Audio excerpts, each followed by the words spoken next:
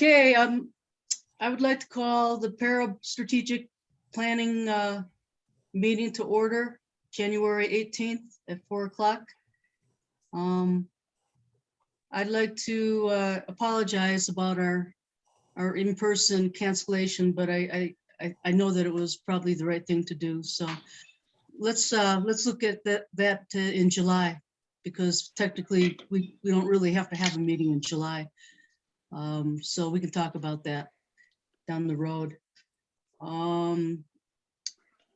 So instead of me trying to call on you guys raising your hands, if you have any input, suggestions, comments, just go ahead and jump in, alrighty? And we can just have a real informal kind of discussion and brainstorming things on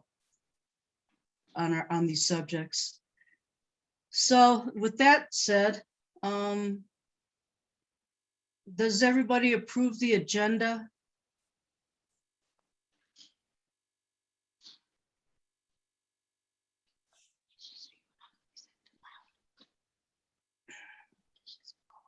Yep.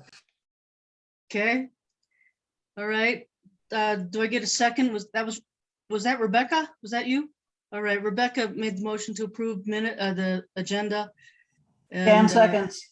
Okay, Jan seconds. Okay, and if I don't hear any people who don't approve, then I'm gonna assume we all approve. I included a copy of last year's meetings minutes from our strategic planning, and I always like to do that to kind of gauge how we're doing with progress and things like that. So a lot of those things that are on there are things that we've accomplished throughout the year.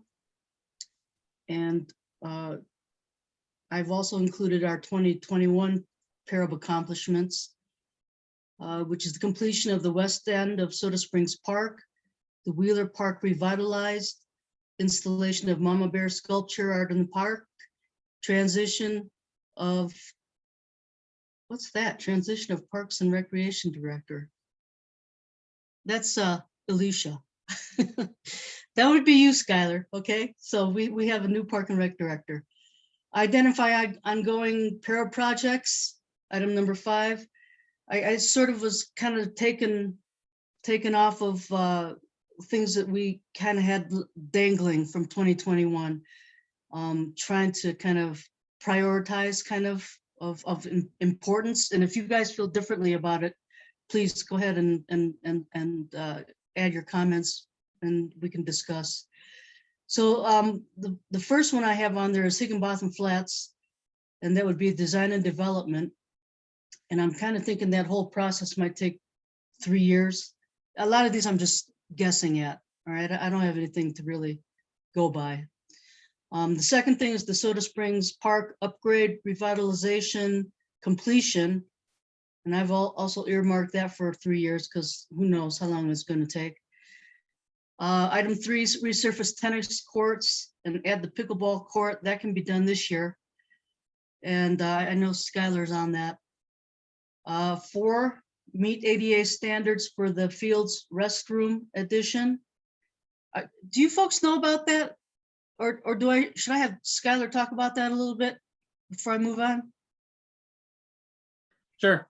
Well, so real quick, for the pickleball project, that is scheduled for May, early May. So we are on the books for that. I already budgeted for it and did the bidding process. So we are good to go with that one. So we're going to take the 2 tennis courts, keep one side dedicated tennis, take the other side and have 2 pickleball courts with a fence dividing those 2 courts, and then a tall fence dividing tennis from pickleball. So that'll be a nice upgrade there. For the restroom building, so it is currently not ADA accessible. The door's too narrow. The access path is also too narrow. So the thought process, and I pitched this to the URA, and they offered to fund this project. So the thought process is to replicate the existing restroom building with a second building that looks the same, but will be ADA accessible. So we'll add a better path there, a wider door, and it'll just look like it's always been there, was kind of the thought process. So I have hired a engineer architect firm to do some drawings and construction bid documents. So when we get further down this road, perhaps I'll bring them to PARAB to do this presentation, so you can all be in the loop on that before we actually go out to bid the project for construction. But we're probably looking at late summer maybe to have that completed. We'll see. Okay. Can I just clarify with the URA money? They just approved $60,000. And they did say that once we got a little bit more of a firm kind of design and plan in place where people can actually start putting up numbers, that Skylar would go back to the URA and maybe request some additional funding. So we'll see if that'll happen this year. We'll see. Okay, great. Any questions for Skylar?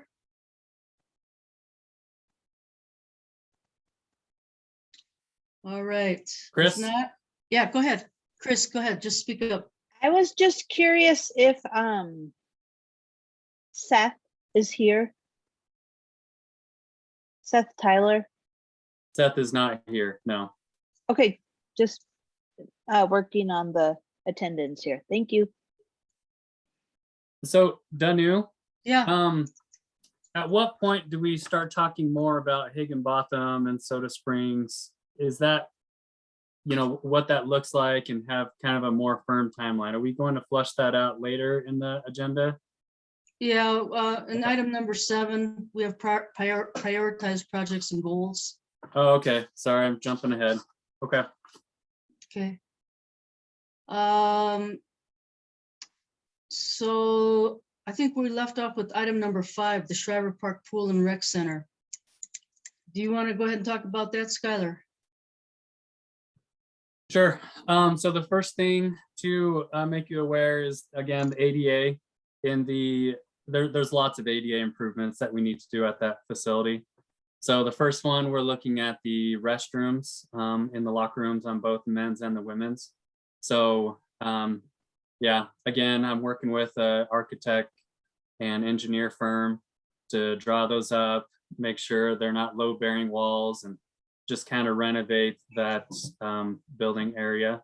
So we do have capital improvement money for those 2 projects. We also are doing, so that'll be contracted out.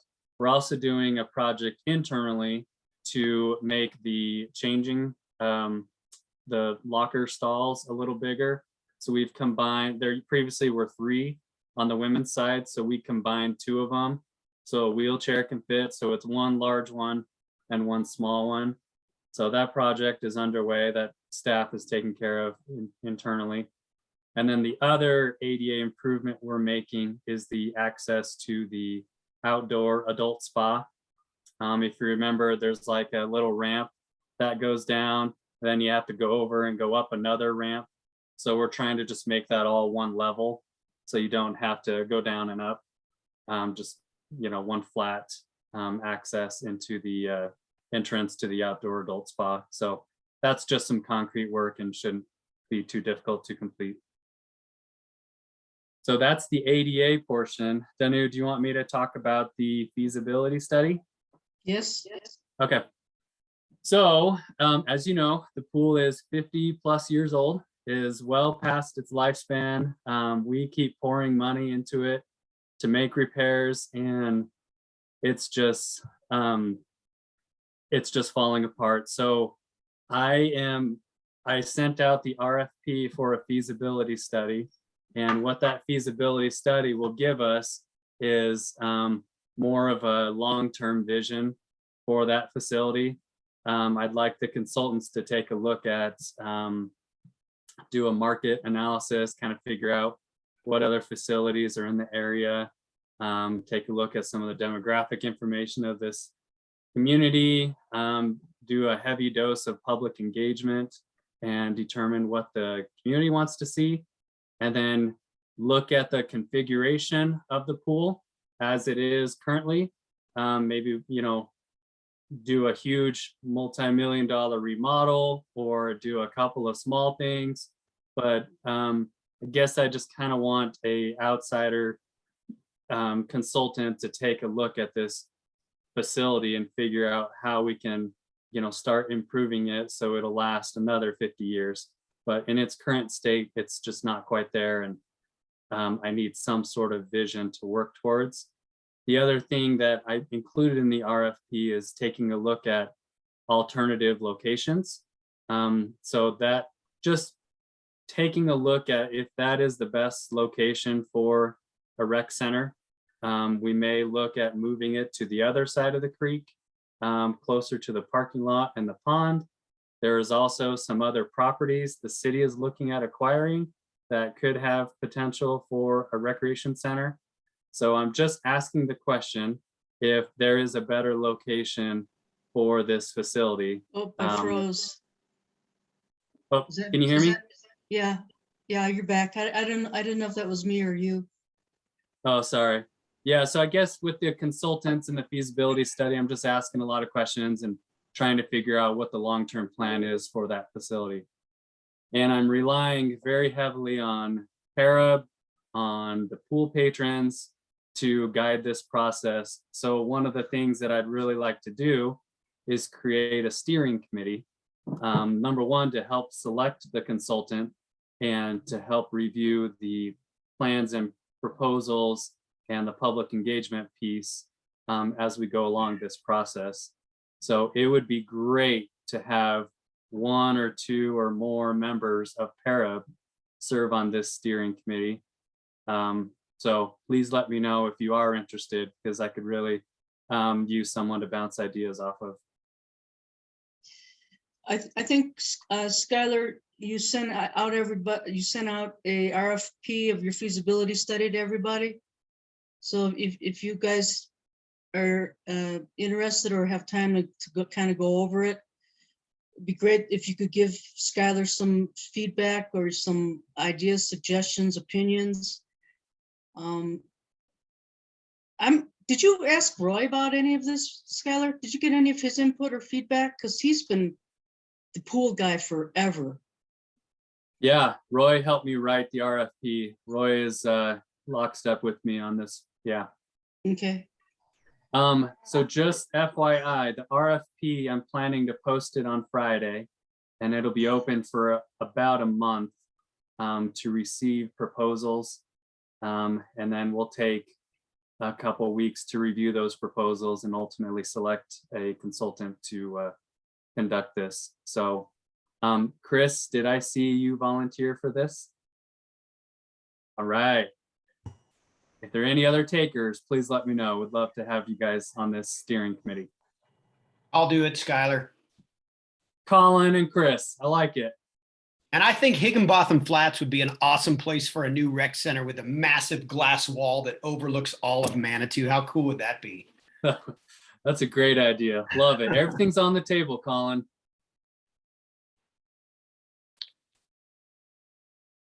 Oh, and thanks, Skylar, by the way, for extending to all of us that membership down there. That's great. Yeah, make sure everyone got that email. But yeah, if you're on PARAB, you and your immediate family members get free access to the pool and fitness center. I just took advantage of it this morning. It was wonderful. So thank you. Nice. Great. Very good.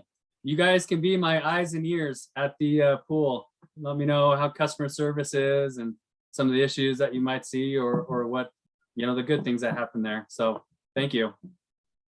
Danielle, would you be interested to be on that steering committee also? Since you used the pool? I was going to mention that. I didn't know if you needed 2 or 3, if you needed me as an alternate, but yeah, I'd be happy to. Yeah, no, I think the more the better, personally. You're hired. Yeah, I think that'd be great. Yeah, that's our only perk that we get, you guys. All right, free membership to the pool. All right, any other questions for Skylar? Okay, if not, I'm going to move on to item 6, which is to define and develop the role and relationship between the Park and Rec Director and PARAB. So we've never had a Park and Rec Director, and I know for me, I have to keep reminding myself that, that I don't have to do everything, that I can ask Skylar to, take care of a lot of stuff. And so that's been great. But Skylar, do you want to kind of go ahead first and kind of tell us how your vision is, or what you think our relationship should look like with PARAB? Sure.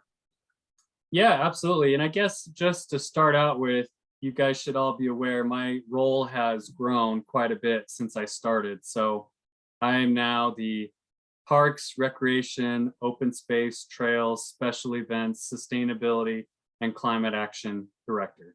So all of that is under me. So it seems to be growing quite a bit. And this new year is a great opportunity to set priorities and stick to those priorities.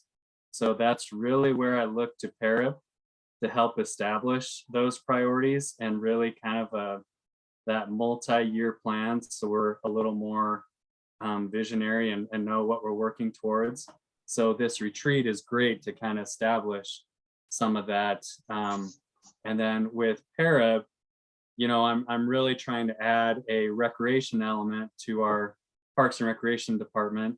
So I could use your support in that as well, just understanding what you'd like to see, what you've seen in other communities. So I'm trying to add a youth soccer program in the spring. We are well underway. Registration opened a week ago, and we already have 23 kids registered for Manitou teams, which is great. So we were able to fill 2 full teams so far with just Manitou kids. So that's pretty awesome. And then we are also going to do a Movies in the Park program this summer. We'll do one each month, probably a couple different parks. I think we'll do Fields and Soda Springs and Shriver. So we'll kind of pick, one for each month, June, July, and August. So anyways, I'm not sure if I'm answering your question, Danu, but just knowing that you guys are there as a sounding board, as, those who've been in the community for a while and understand what you'd like to see and help me prioritize. And then it's on me to stick to those priorities and to make things happen. So that's kind of more of the project side.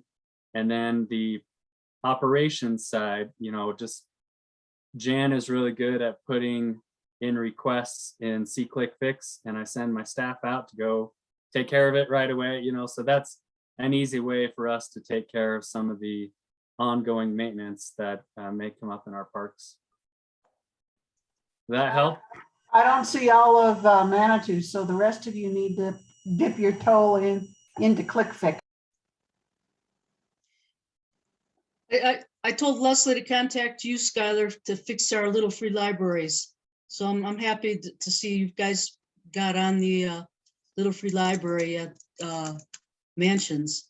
And it'd be great if while your guys are checking the parks out, if they could just keep an eye out on those little free libraries and then just fix them as they need repairs. That'd be awesome. Yeah, you got it. Yeah, we took care of that one pretty quickly. So yeah, things like that, just either email me or stick them in SeeClickFix and we'll jump on it right away. I know you reminded me, the new fountain that we ordered for Mansions got installed yesterday. Yeah. I was sitting right there in front of it today. And I looked at it and I said, wow, that looks like the new fountain. So I got up and looked at the base, and sure enough, it's all tight, put together, and looks kind of fancy. It's nice. Yeah, so that's funny because I was just sitting there today looking at it, thinking, wow, that looks like a new fountain. So yeah, it looks nice. You guys know where that is? That's in Mansions Park. Yeah, so this summer we're gonna have our water flowing in our little fountain there. Maybe we get a few ducks. All right, any other questions for Skylar? Can anybody from PARAB from our side of it? Is there something that you guys would like to see develop between us and Skylar? Want to compliment Skylar on his going after it. It's wonderful to have someone that will help PARAB and also open space and trails and certainly not all of the other things. But Danu has been pretty much holding all of the vessel and you're helping a lot. So thanks a lot. Thank you, Jan. Yeah, Skylar, thank you so much for all you've done for PARAB. I mean, I feel like all of those other roles, like that's a lot on your plate. But if anyone can do it, I feel like you can. Moving forward, I feel like one thing that you know, in our partnership with PARAB and you is to just kind of keep us on track, like reminding us of our priorities. I'm not sure what else. I mean, I feel like I don't know how we sort of put a name to like what has been working so far in our short relationship, but I feel like it's been working really well. Thanks, Chris. Appreciate it.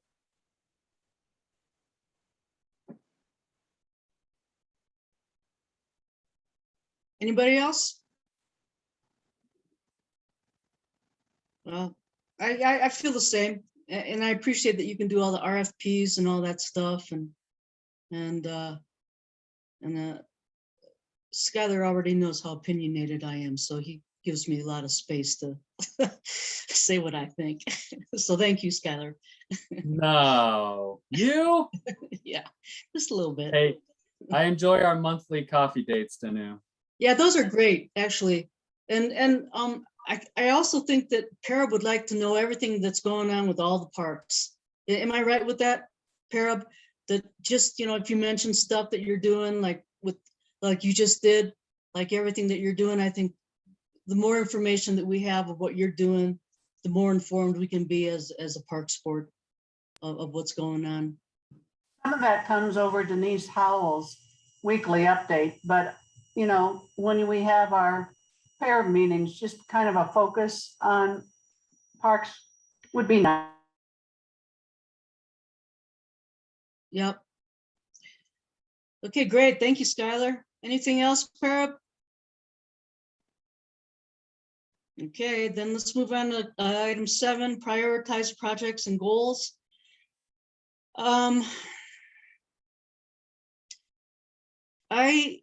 Jan, you had given me some feedback to try to put some timelines in here. So that's where I get this first 6 months to the first year of 2022. Is that kind of what you were talking about?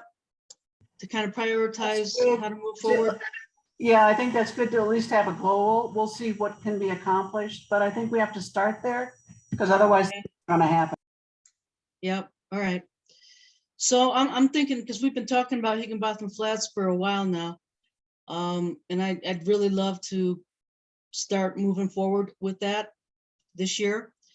So I sort of put down some thoughts of where we should start, which would be to develop and come to consensus on PARAB's vision for this space.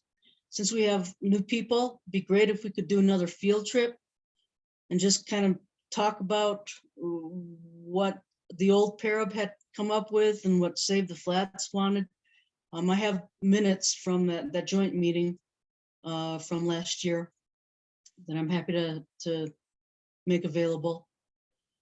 And then once PARAB has a vision, a consensus vision for the space, then we probably need to meet with Save the Flats and OSAC, get feedback from them, see what they want, if they are in agreement with what we want, and then combine all the ideas and come up with a vision. And then once we get that vision plan, then we can create a RFB or a RFQ, request for bids or request for quotes or Ps, RFB, RFQ, RFP for a design architect. And it probably wouldn't be a bad idea to get another survey done of the entire area.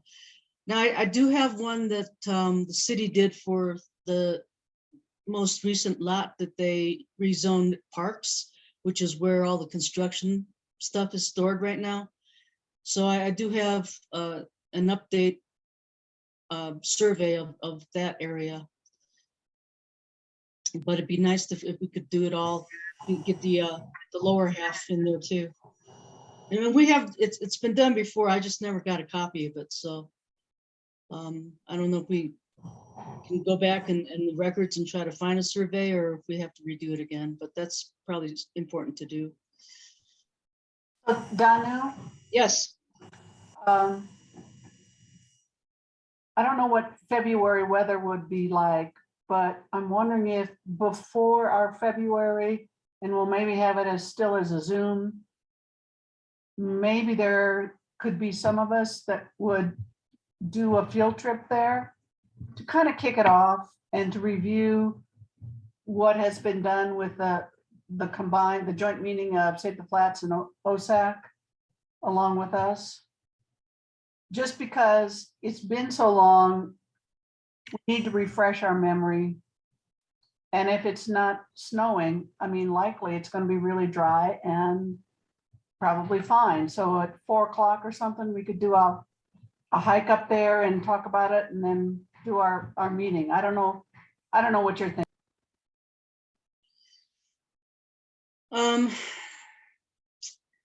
So far for February's agenda, we have the library design. That's coming back to us. But I'm talking about before, like at 4 o'clock for a field trip. I think the sooner we get a field trip in, the faster it's going to maybe move. Yeah, I would Can I- hesitate. Yeah, go ahead.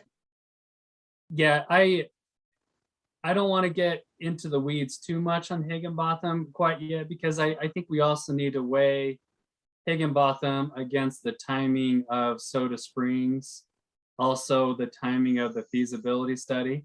So this is where, I mentioned, I think we really got to start establishing our priorities and figure out, one after the other, just so we can really do one really well, focus on the next, do it really well, and then next and the next. So just some food for thought, I guess. I want to make sure the timing of everything fits, within a year.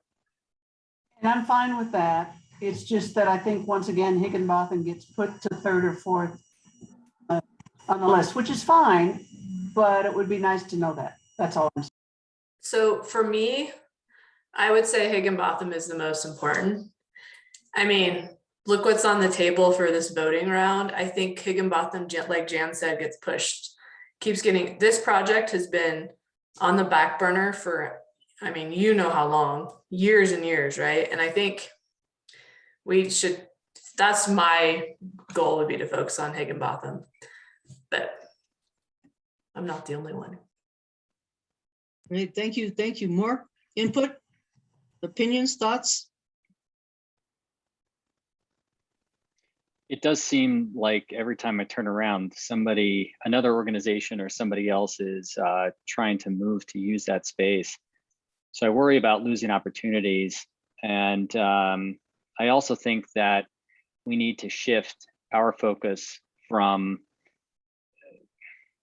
the prior visions of a pristine park space and something that is going to be more of a joint project with other important stakeholders like the city. I think we need to revisit it from a bigger picture. If we're really going to make something, I think, fruitful happening, we need more players on the table that we can work with. And I realize, I agree with you, Tim, and I realize that that's not necessarily where Skylar is. But I do think for those of us that have been on PARAB and have been residents for a long time, that's where our heart and motivation is, simply because it gets being put on the back burner. And if we don't seize the day, so to speak, some other group is going to come up and want to use Higginbotham for funicular and I'm not saying that's bad, but Well, I actually really like the Fabulous. idea of a funicular. like I said, I'm not saying that's bad, but I'm saying we need to get something out there so we can get a vision. You go, I mean, come on, funiculars are so cool. Well, yeah, I like I thought the slide was your thing, Tim. It is my thing, but Yeah, I, any way we can get people down the hill, I'm good with. But a slide would be amazing. Oh, and for full disclosure, I'll come back, go after me, okay, Chris? Mhm. For those of you who don't know, I am still very much active in Save the Flats. I'm the president of that Save the Flats board, which is a nonprofit, which originally started the whole drive to try to purchase that whole area. At the time, they wanted $500,000, and our group was only able to raise $35,000, which wasn't bad. But then we couldn't buy all the properties, so we went to open space and we asked open space to do a 2-for-1 grant for us so that we could purchase those lots that we have right now, and they were owned by a private owner. And so open space gave us $112,000, and well, wait a minute, they gave us $70-something thousand dollars, and with our $35,000, we were able to purchase the land we have now. So that's how the city owns that property with Save the Flats, is through OSAC.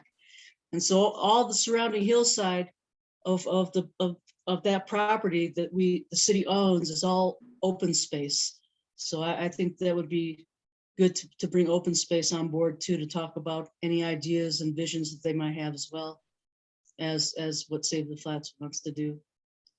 So and so that said, whenever we talk about Save the Flats or Higginbotham Flats, I'd like Tim to go ahead and drive the meeting, and I'll just sit and listen and take notes, and I might say 1 or 2 things, but and I'm going to jump in before Chris. So if we can get not in maybe in February, but at least in March with a field trip there, I think the sooner we do it is better, so that we can continue with it. Okay, well, how about Jan, if I put it on February's agenda, we can talk about it then, okay? Okay. All I was gonna say is I also see it as an important project to get started on. And I think that, I know that Soda Springs is also a priority, but they are in such different sort of stages of, one is like, we're pretty much ready to like just finish it, I feel like, almost this close. And Higginbotham is more in like a planning stage, visualization, which we've been doing for too long. And so I think that we could do both simultaneously. And I hear you, Skylar, in that, like, let's finish one thing and then move on to the next thing. But I think in this particular instance, maybe we could work on both. And maybe And we Soda need Springs to. feels so good right now. Yeah, it does. I was down there for like 3 hours yesterday afternoon. It's just a great space on that west end compared to where we were before. Mm-hmm. Yeah. Well, and I agree, Chris. I think you bring up some really good points that Soda Springs is pretty close to being done. Can I share my screen just so we can kind of look at it real quick? So, Well, wait, Skylar, hold on. Yeah. I want to ask David or Colin or Danielle to weigh in on Higginbotham Flats. Do you guys have any opinions or thoughts on that? Yeah, I was going to say, as far as I'm concerned, I kind of came in on, the most important part, which was, the talk of putting one of the retired cog railways up there. And I think that it was Danu that kind of helped me to understand the value of that property. And I really respect the fact that, to me, it's a gateway into the community. So I think it has huge value. And I also think that if we do stand by and we wait to the very point, I just think that it's going to be somebody else that's going to recognize the value of that property. And there will be somebody else's agenda that'll move in. So I think if we don't take this opportunity, even if it's just a plan this year, I think that would be a great goal. So I just have a question. So what would happen, like when we say someone else would move in, does that mean some other interest from the city would do something with it, or some private organization would try to? Because we own the land, right? It's not, the city owns it now. Well, we co-own it with Save the Flats and Manitou co-own it together. Okay. And technically, one party can't do something that the other party doesn't approve of or sign off on. So it's got to be a mutual agreement between the city and Save the Flats as to what happens up there. And Save the Flats, this was before my time. That's like a LLC or something that was started to save this land, or what exactly is Save the Flats? Yeah, Save the Flats started out in 1997 or 1998, and it was just a group of us locals who got together, and we started fighting against Bethesda Ministries, who owned all that property. And Bethesda wanted to put a gas station up there and a come and go and all these horrible, horrible bright lights and just a total commercial development. So we got together and got pro bono help from one of our local attorneys and did the articles of incorporation and got our 501c3 nonprofit status. And then the city council couldn't get involved or help us because they were in a quasi judicial position of having to approve the plans of that property. So they couldn't give us any help at all. So it was just us, working with the community and canvassing the community and trying to raise money. And we did a lot of really great fundraisers to try to raise the money to purchase that land. And we even tried to pass a tax initiative where the sales tax would go to purchase that land, but that didn't pass. So then after that, then we sort of ran out of steam because it was kind of like, that was our last kind of card to play, to try to purchase that land. And so Save the Flats went ahead and approached OSAC to say, hey, we got this money. We have one private owner left up there who owns these 2 lots. And would you be willing to do a matching grant for us, or a 2-for-1 grant, so that we can purchase that land? And so that's how we have the land. So Save the Flats still is around because we really want to turn it into like an overlook park. And once that happens, then we can look at trying to do some kind of a deed restriction to deed it to the city, so that they can't like turn it into a gigantic parking lot or put some god awful thing up there that would go against what the vision of Save the Flats is, and or PARAB too. But this is me, Save the Flats, talking. Okay. So the idea is that there could be some other entity that, if we don't act on it sooner than later, there could be some other entity within the city that would decide to do something that maybe PARAB or Save the Flats would disagree with that vision. Like Correct. put a big rail car on it, right? Right. Okay. Correct. But the drug And like then- the drug dealers, they weren't going to put something on the Manitou property, right? They want to put something on Next a to lot that's owned by somebody Next to it, else. that would be Next to adjacent to us, right? But they also would have like 100-car parking lot next to us too. Right. So, and I think there is something, it's a very loosely written in the code ordinance that pot shops can't be near a park, but they don't specify how many feet. It's kind of a loosey-goosey kind of thing. So Hmm. I'd love for the city to kind of tighten that up so that pot shops can't be like 150 feet from a park or something like they have it for schools, churches, liquor stores, things like that. Okay. Sorry, one more question just out of ignorance, and then I'll stop Sure, asking it's okay, questions. Colin. It's all right. Is there any interest in buying yet more property up there? Like buying out the place where the drugs would go, or the, Well, that's an excellent idea. And I was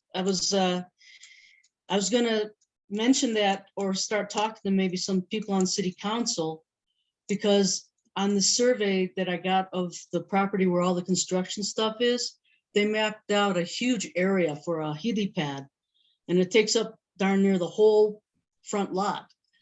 But if we could convince the city council to start looking at maybe offering the Adventures Out West people some money to purchase that land, although they paid $500,000 for that property.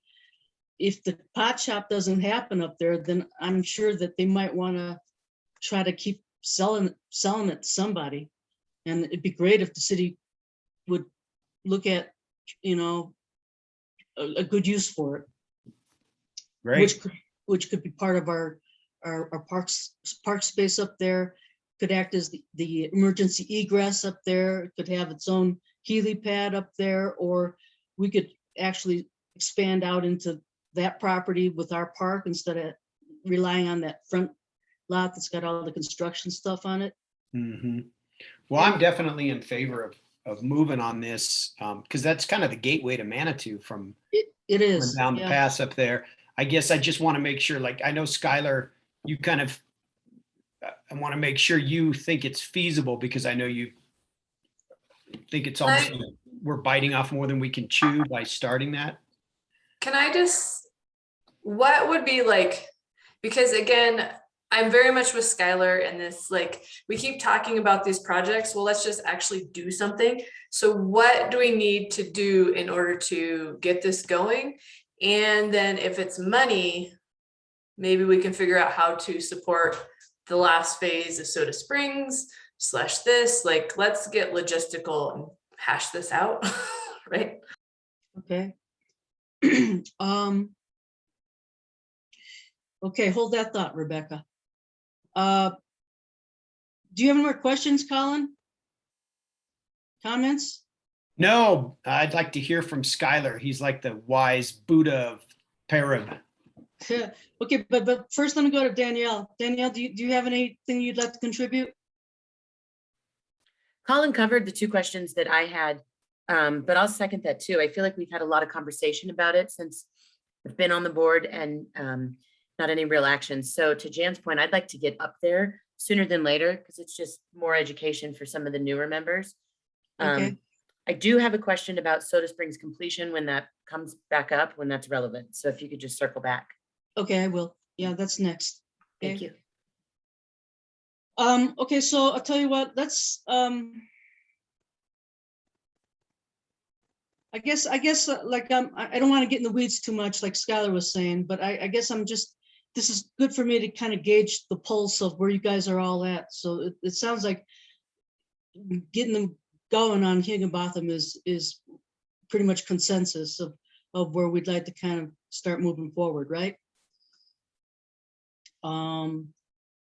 So then maybe in February's meeting, then we can talk about, like, I'm happy to go up. A couple of us can go up with a couple people whenever it's convenient for them.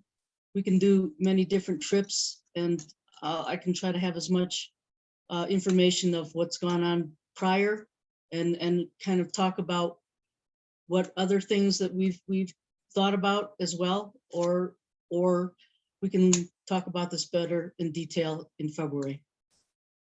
Does that sound okay to you guys? Yeah, I have one more question. This is Chris. Yeah. What if the election results, which I think are going to be in tonight, what if it is voted yes, like that? Does that change anything for PARAB, or So anyway, I guess that's just a question I have. Bigger berms. Yeah, I don't know that. I don't know that answer, Chris. So, okay, back to you, Skylar. Well, I think because we've been talking about Soda Springs Phase 2 so much, maybe we should take a look at the concept plan and then have an idea on how we could do all of this at once over the next year. So maybe let's look at Soda Springs. Can I share my screen now? Yep. Okay. Or wait a minute, Colin, did you want Skylar to weigh in on Higginbotham Flats for you?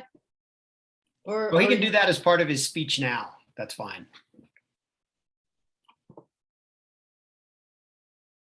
Okay. Are you guys seeing this map? Okay, this is Soda Springs. Okay, so this is the original concept plan for phase 1, 2, and 3. We have finished phase 1 and most of phase 3. The rest of phase 2 is the just cleaning up around the pavilion, some consistency in the path and the trail system, and then landscaping and lighting. And it also talks about some new playground equipment. Phase 3 would be that water feature that I guess I'm not exactly sure what it is. I think it looks like a soda bottle or something and is like a water play feature. Does that sound right? Yeah.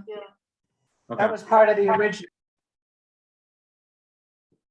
Right, and So- basically that'd be located like right across that little black pedestrian bridge. It would be kind of like a little water fountain plaza feature kind of thing. Gotcha. But it's Okay. to commemorate and to highlight the bottling plant and the Manitou Springs water that we had at one time and hope to have it yet again, the bottling. So I guess the first question for this group, since some of you were involved in this process, how do we feel about the water feature now that part of the park has been completed? Because this is maybe our opportunity to, that could decide which way we go with this. So I guess I'm curious what some of you think about the water feature now. Jan? My thought with the water feature is I'm wondering how the community feels, because I think it came somewhat from the community with our input sessions. So I guess I'd go back to some of that.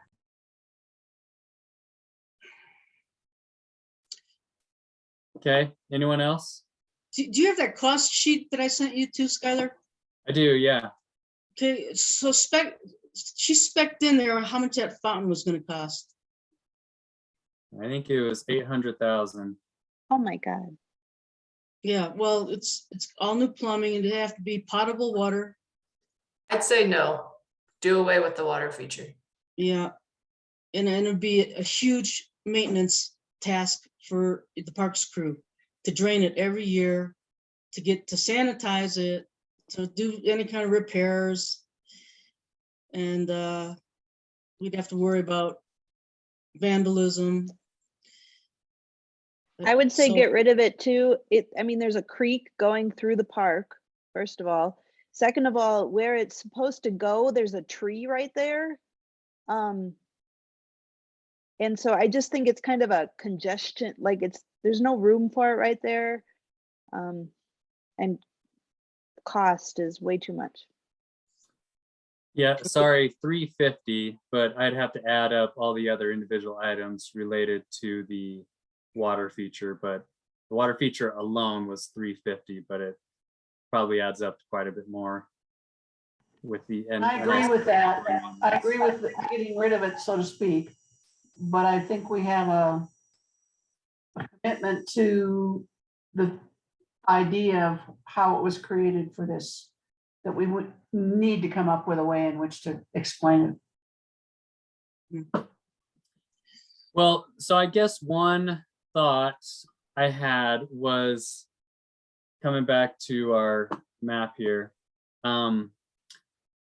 was to go back out to the public, like you said, Jan, and revisit this plan and consolidate phase 2 and 3 into a much more simplified plan so that we can finish the park and just have that consistency across the entire park.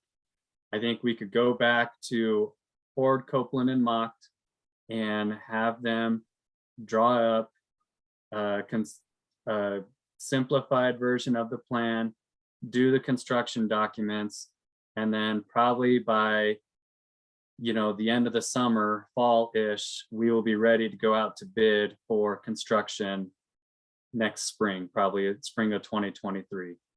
So that's one idea. In the meantime, since Higginbotham is more of a master plan, vision plan, that can probably be happening this year as well. Probably maybe in the summer, we kick that off after we've had a couple months of the pool feasibility study going. So I guess you asked me for my thoughts. I agree on the Higginbotham Flats because I haven't been here very long, but it's come up so many times with the COG, with the marijuana shop, and it's definitely come up a few times with my bosses, Roy and Denise. So it would be great to have something we're working towards with that park, and it's kind of a special place. It really is one of the last undeveloped parklands in the community. So it would be great to move on it and do something with it. But at the same time, I hear a lot in town that we always start projects and never finish them. So that's sort of the thinking with Soda Springs Park, that we started it, we set the bar really high with phase 1, and it looks awesome. Maybe we take this opportunity to finish the rest of the park so it matches what was done in phase 1. And I do have money for, I have 250,000 right now this year in capital improvement dollars for Soda Springs Park. So we could move on that pretty quick and get the ball rolling on finishing that portion of the park. And then we can begin the master plan process for Higginbotham and fully devote our attention to that moving into next year. So that was one idea where maybe we can have it all. But for me, it's, right now my focus is the pool. I need to get that project underway, and then that'll be going. And then I can shift focus to Soda Springs phase 2, kick that off, get that going. And then we can shift focus to Higginbotham Flats while wrapping up the pool feasibility, and then while wrapping up Soda Springs. Does that make sense? I guess I'm trying to see how we prioritize these 3 major projects. So that's where I look to you guys as my advisory board, and what you feel is most important and how I should spend my time. That makes sense to me. And I suppose where we're going with Soda Springs is more of a refinement there of phase 2, like a pairing and a refocusing on that versus kind of full court press for just straight completion. Is that correct? Yeah, I think this master plan was done in 2018. Is that right? I think so, yeah, 2018 or 2017. And I believe it's the 3rd or 4th version of a master plan for that park. It's the 3rd. 3rd. So I guess, yeah. So Tim, the idea was to not start completely from scratch, is to take this master plan and finish the rest of the park.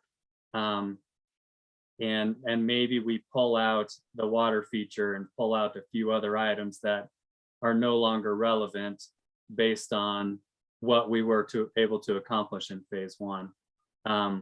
Because I think the concern I have is if we sit on this for another 2 years, 3 years, we're going to have to start all over from scratch again and do another master plan and another process to finish that park. So to me, we have a master plan. It's set. Everyone's, real happy with phase one.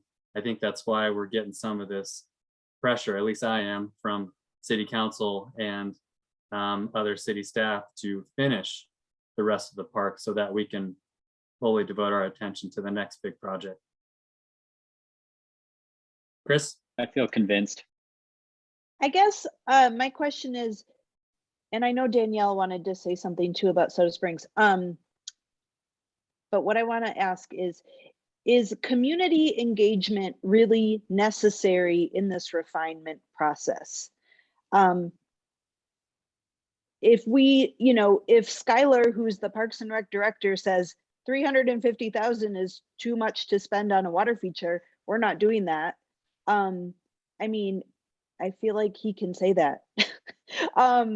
So I guess, yeah, that's my question. Do we really need to do another community engagement process if we're not really changing it that much from the original design, but just eliminating a few costly features? Go ahead, Jen. I think we should eliminate the water feature. I don't disagree with that. And I agree with what Skylar has said. But I think to honor the citizens, we should have one community meeting and explain what our thoughts are, what Skylar's thoughts are, and move on from there, but honor the citizenry, because anytime we don't, it comes back and bites us, as well it should. I think we really need to have at least one meeting. And probably Skylar, as well as we, can make modifications. But I think we should have a meeting, and then also within that meeting, indicate we are planning on finishing this and moving on it so that it will be done by spring of 2023. Now, can somebody clarify what the actual intention of the soda bottle was? Because from what I remember, the soda bottle was supposed to be like a reference to an old fountain Soda that Springs. had been there. Soda Exactly. Springs, yeah. Yeah. Well, it had been there at some point. It wasn't there, I think, when the park started, but it was there at some point and then it went away. But, and that was primarily what it was there to be. One of the variations of the design of phase 3 was to include a splash play park in the West End where the climbing rocks are. And I know that there was some interest in doing that, and we had moved away from that from a feasibility standpoint, partly because it wouldn't be available for much of the year. There were, unknown and probably large maintenance costs involved as well. So we moved away from that. Was this soda bottle, was it supposed to include some of that water feature to satisfy some of the interest in the play park, or was it always supposed to just be like a referential sculpture to a prior time in Soda Springs? Because that's my memory of it. I think you're right. I think you're right, but it was also supposed to be interactive too.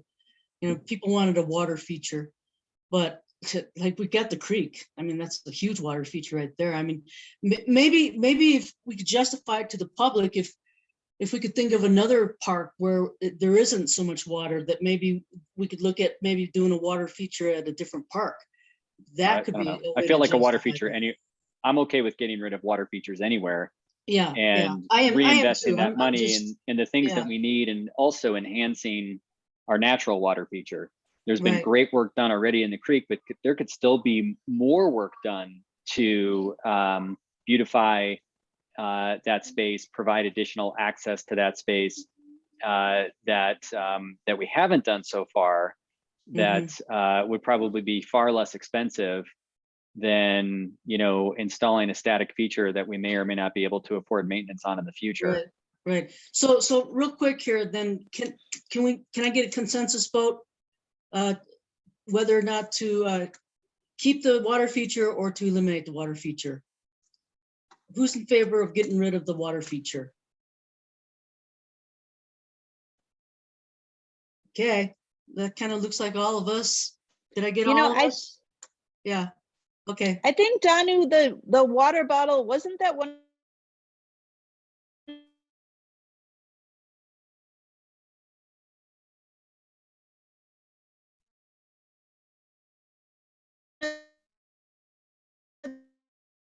the design, you know, anyone remember, I could be wrong, but I totally appreciate Jan's like wanting to be so thorough and like check back in with people, but like I don't think anyone's going to remember.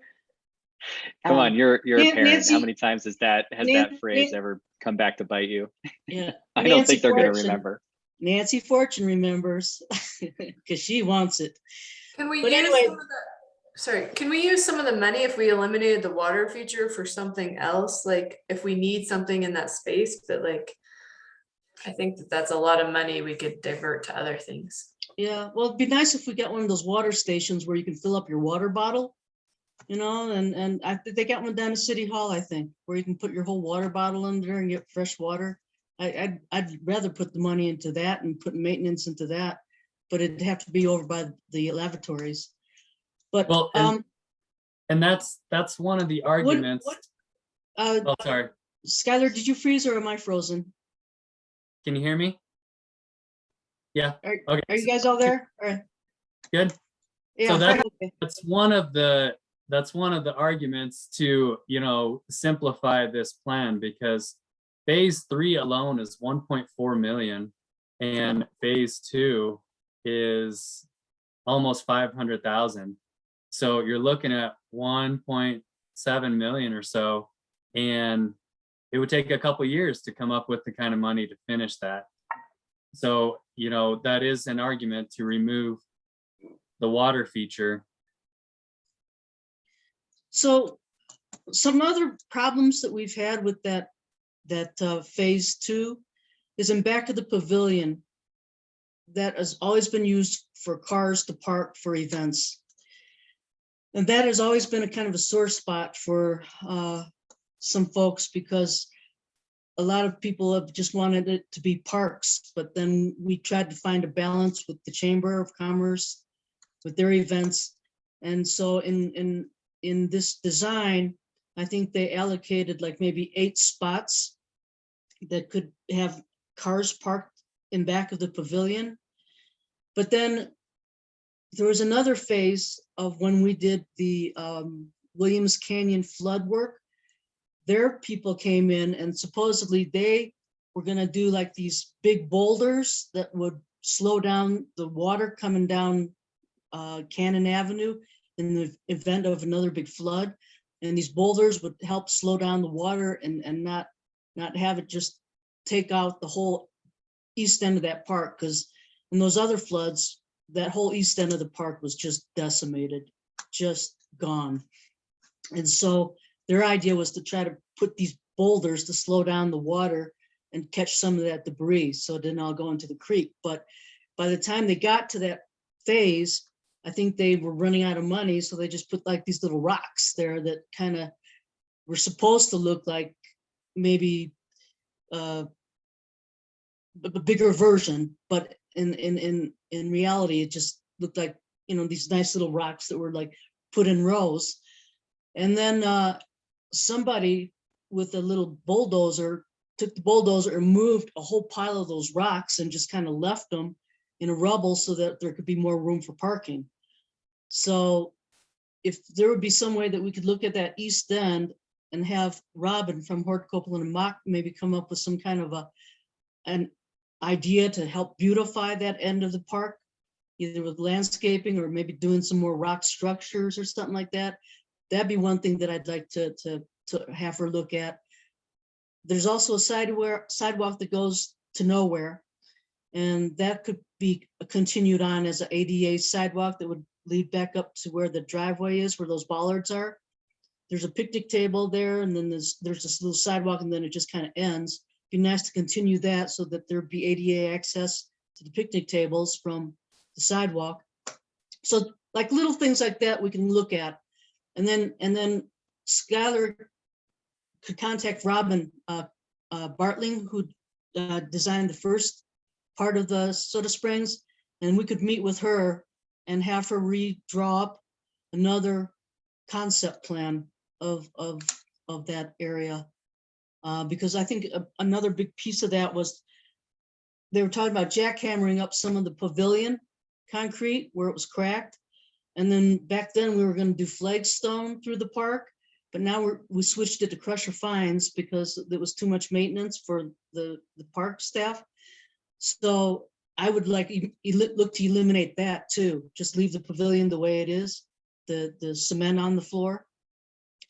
And maybe try to come up with some other idea that would try to beautify the rock area that's used for part of the beer garden for when the chamber has events there. And maybe the truth is there isn't much really you can do about that area. I don't know. So we could simplify it that way so that it would at least address the completion aspect of it and try to give it a face look, maybe add a few more amenities to the playground. You could look at that maybe and maybe pull out some of the things that kids aren't using. Add maybe another saucer swing because those seem to be really popular.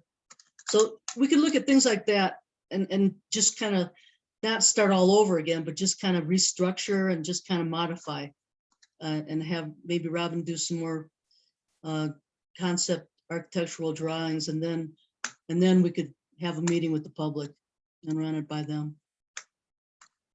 I could see that would be doable this year. And then maybe do construction next year. Because I think that park needs a rest from construction. Like that project was supposed to be done in March or April. And when did it get done, Skylar? When do we have our ribbon cutting? October? October, yeah. Yeah. So for me, I'd like to just give that park a rest for construction, and we can work on design instead this year.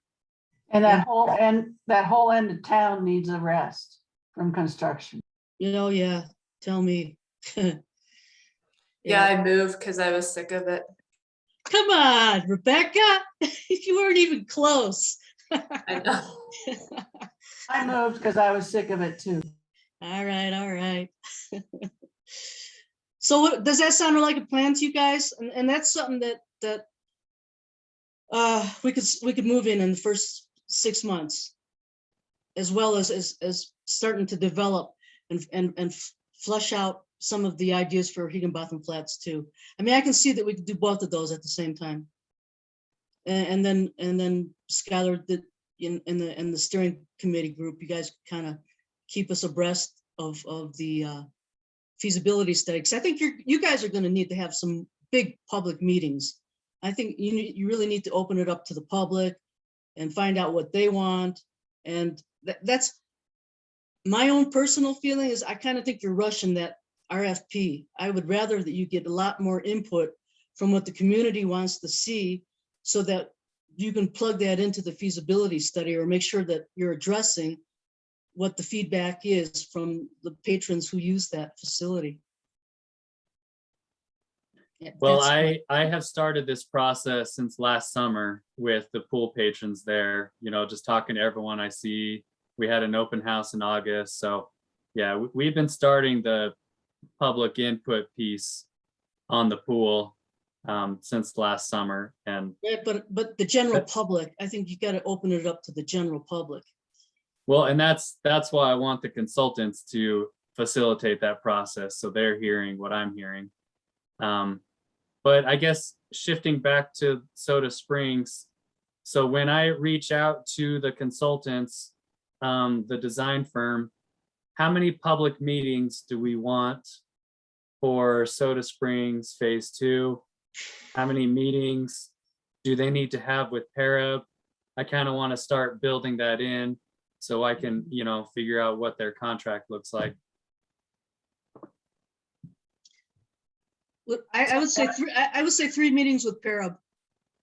And one with the public.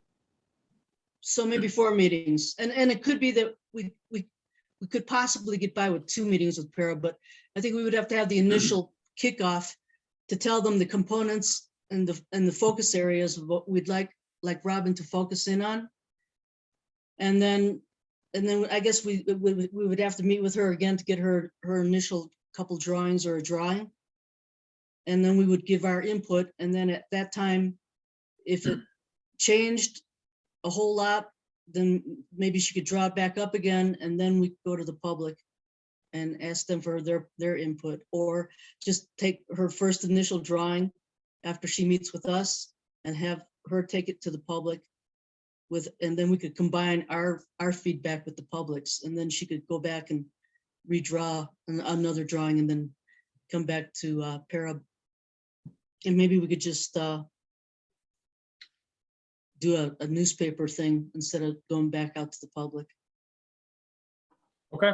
Yeah, I don't think we're talking about that many items. I think we could probably do it in a fewer number of meetings than 3. Don't you think? Like Well, one or 2? one of them would be a public meeting, Tim. So one would be a public meeting and then maybe 2 with PARAB.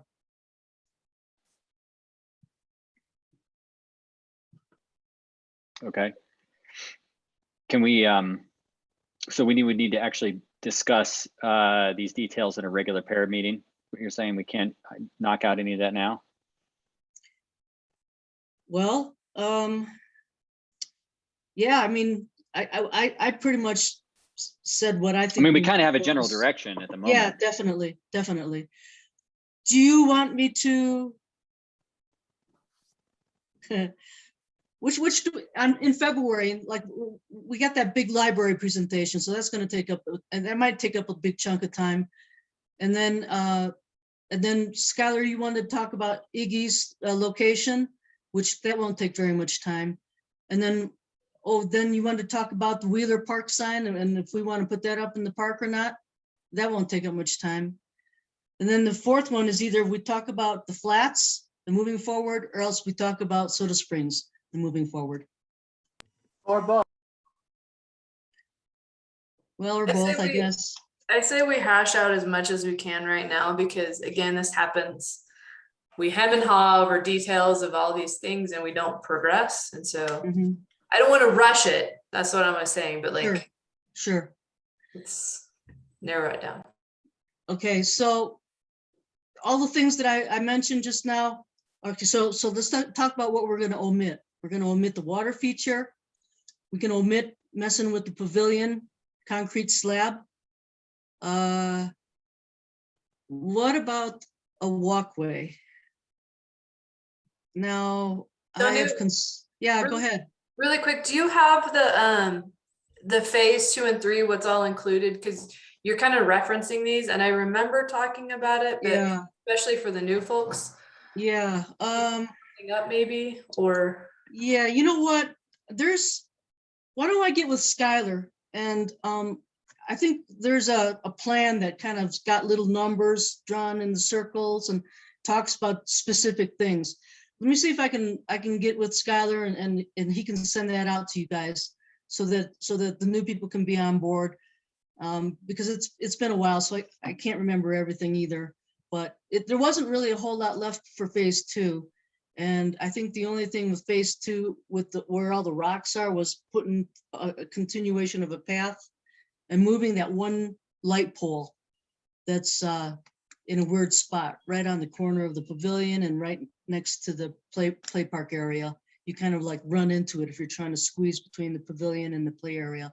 So maybe lighting and the ADA completion sidewalk and doing something to beautify the east end, doing something with the rocks or landscaping.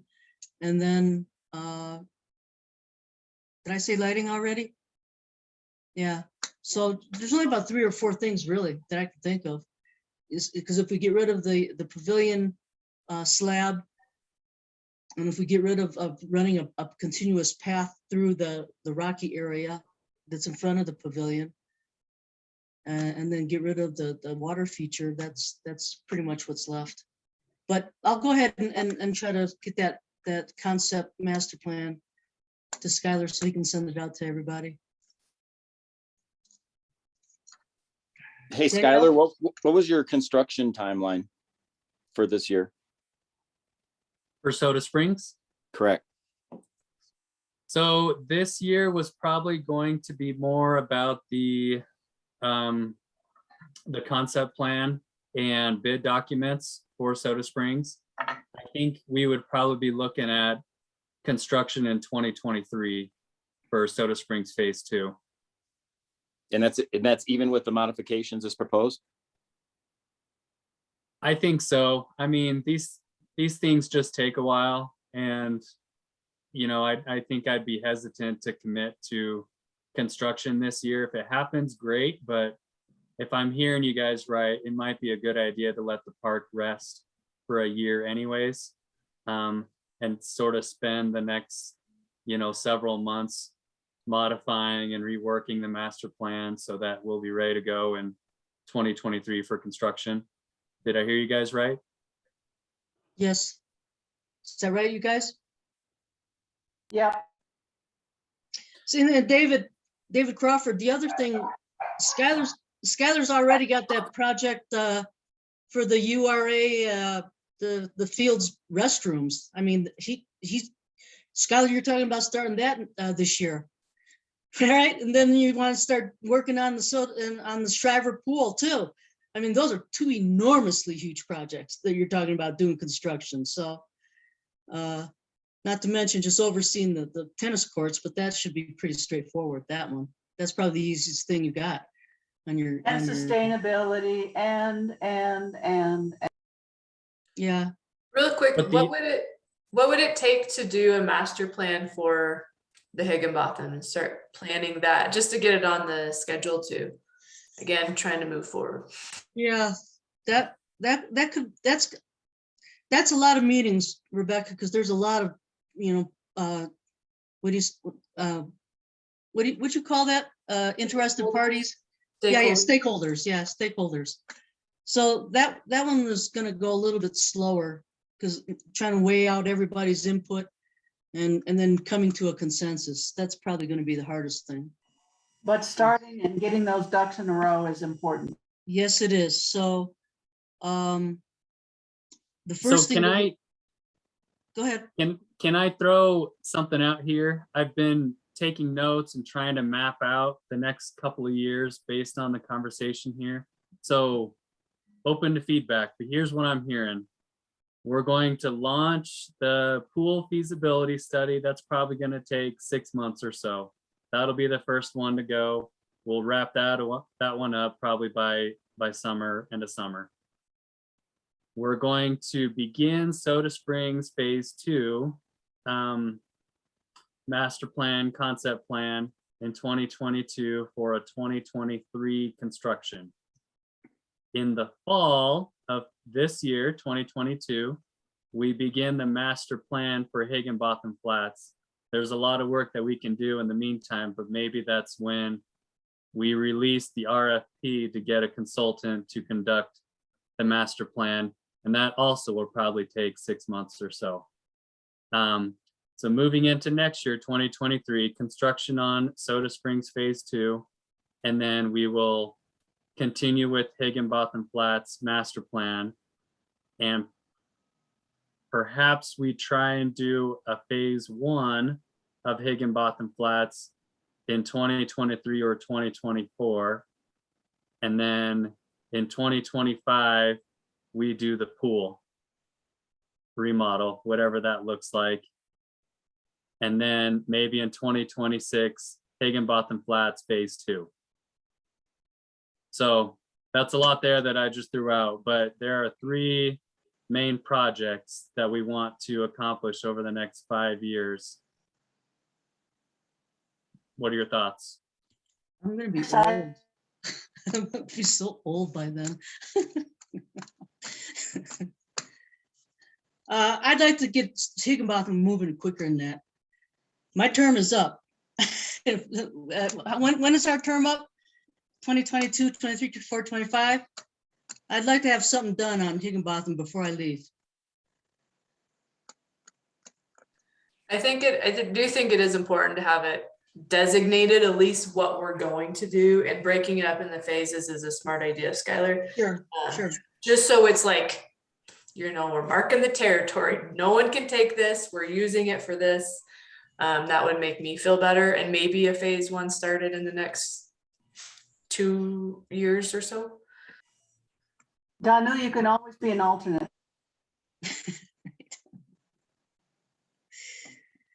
Yeah. Well, yeah, if we could move that up a little quicker, Skylar, to get something done on Higginbotham, that would make me happy. Because you're right. You got a lot on your plate and you got a lot of big projects, and there's only so much PARAB can help you with doing all that. But a lot of this other planning stuff and design stuff, I think PARAB could kind of take that on and kind of run with that for a little bit with you, doing the RFPs and all that stuff. I don't know. So- What do you guys think?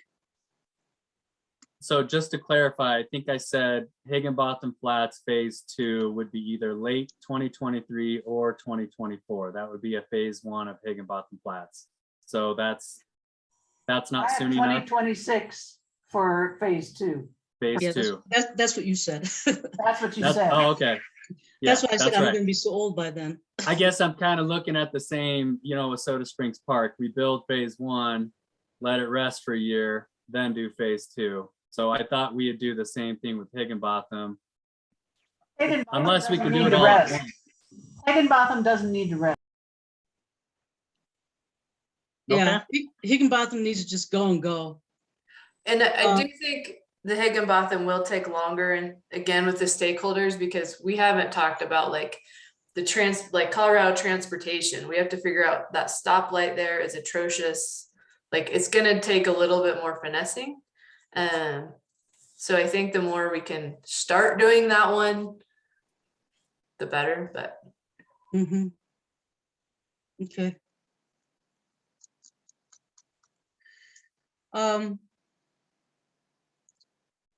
So in February's meeting I'll have Skylar send out that whole map so you guys can get a better idea of what things are involved, and then remembering what items we're omitting, and then maybe just concentrating on like the 3 or 4 things that I listed off, and maybe then we can talk about that a little more just to finalize it in February. Does that sound all right? And then we can have Skylar contact Robin for that month of February. And then maybe we could meet with her in March.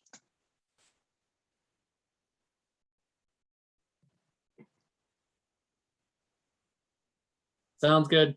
I did already have a conversation with her about something else, and Soda Springs came up, and she's real excited to come back and help finish the park. So I think Okay. this would not be an issue getting her on board.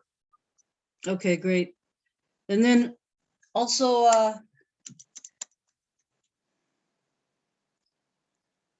so then I guess we'd be in April then when we'd start talking about the flats. But then maybe we can go for a field trip in March sometime to go up there and look in March. You guys want to do that? I think you're going to probably need to set up a couple of times in March. Yep.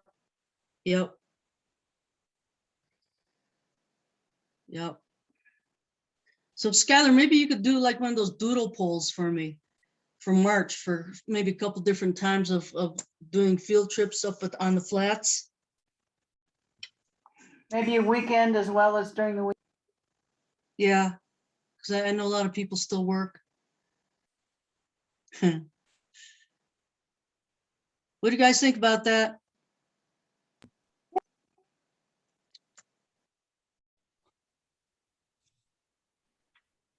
Yay? Yeah, I like it. I think it's, yeah, sorry, I think it's an interesting timeline. I guess the only thing I'm concerned about is we already had a plan in place for a phase 1, 2, and 3 for Soda Springs. So I guess that I would just hate to lose a whole year just because we're trying to make some modifications, because I think that that's just, to me, it's so critical, especially, I mean, I don't know about you all, but with COVID, I'm outside all the time. That's my place of refuge. So, I mean, especially being able to go downtown and enjoy that, I would just hate to see us lose a whole year based on a change. Is there not some way that we could set some sort of a timeline so that maybe we're breaking ground and we're doing some stuff in the fall? I mean, don't we even have some encumbered funds that would be part of that planning process, Skylar?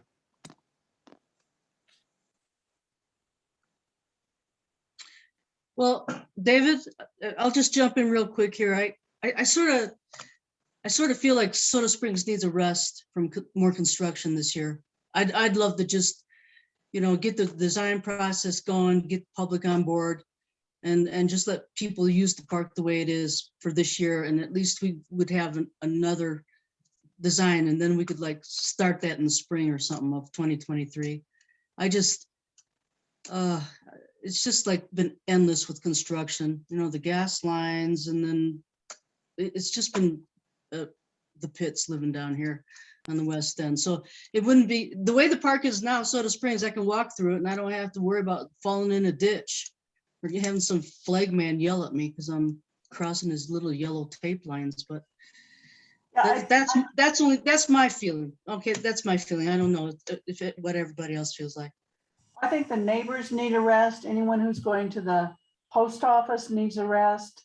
Anyone who is, but I think tantalizing everyone in town with, yes, we're finishing up and we want to do a revision and get this done and focus on getting it done more quickly is the way that we need to go without actually getting backhoes and construction gear and all of that until 2023 spring. Yeah, because it's going to have to go out for bid anyway, David, for the No, construction. I was thinking Yeah. more of, again, I was thinking more of fall because I just figured that would buy us the time because you have to do the planning anyway. And then, obviously the fall, we start getting into the off season anyway. That's all. We're good. I'll follow your lead. Are we in consensus then that we can wait for construction till 2023 and Soda Springs Park and just get our design and get a request for bids going for this year? And enjoy Wheeler Park and enjoy Soda Springs Park? Okay. How come we're not doing movie night in Wheeler Park? That wasn't put out there. So You have to talk to our park and rec director. Well, maybe because, it's not conducive to like lawn sitting in chairs. I mean, you can sit on rocks, but it's I'm not trying big to keep enough. it clean. I'm trying. You are. Although I just saw there were a bunch of cigarette butts around the doggy mutt bag. Oh, it drives me crazy. They Yeah. keep ripping down the sign. Yeah, it's all good. Well, thank you for adopting that park, David. Hey, Skylar. Did we lose Skylar? Lost him. Lost them. Well, I'm gonna just jump in and talk about something that we were gonna talk about in February. Now that we're talking about Wheeler Park, I'm sorry I jumped around here. Hold He on, found an old. Yeah, I'm Daniel. sorry. Yes, this is about Soda Springs, just real quickly, if that's okay. Oh yeah. Go ahead. So this is about funding procurement. What was the total cost of the effort that's been made there already? The completions, the multi-part question here. Oh, Just ballpark it. I know that we, PARAB, the city, kicked in close to $90,000. Is Okay. that right? $90,000.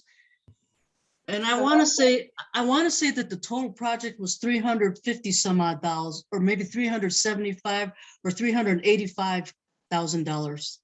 It was a And how lot. much of that was secured from, how much or any was secured from GoCo. grants? It was all the GoCo grant, and I Okay. think all we had to do was match. Was it 20%? I think. Yeah. So, but I think the end all project was somewhere around 385,000, Okay. and then we put up about 90,000 of our own city money to match. Was there a plan or is there a plan to continue the traction with securing more grants? I mean, was there somebody, did we have anything on deck? Not yet. I guess that would be better answered once we meet with Robin and she does a construction bid sheet. Then we'll know kind of what kind of money we'd be looking at. I know that Nancy Fortune is all in favor of us trying to go for another grant instead of trying to spend city money to complete Soda Springs, but I have no idea how much money phase 2 or the completion phase is gonna cost. I don't think it's gonna be as expensive as phase 1 and 3. Because we ended up paying a little bit of our own money out of our PARAB money to finish phase 3 with the sod and the turf and stuff, because that wasn't included in phase 1. But we were so close. I was just like, oh, let's just go for it. So Dole Grabenik and I decided to just go ahead and just get as much done as we could. So, but I know Skylar was saying that he put in like $250,000 in the budget this year for it. So that money could still go for the rest of the capital improvement to finish out Soda Springs Park if we needed to. So, but we Is might there need- is there a way, because it's still broken into 2 phases, like is there a way to do even just one of those phases, or do we still need to because we're lumping them together? Yeah, well, phase 2 is pretty much that end of the park of that isn't done yet. So, and the only part of phase 3 was just the water feature that we didn't Just do. one more. Nice, okay.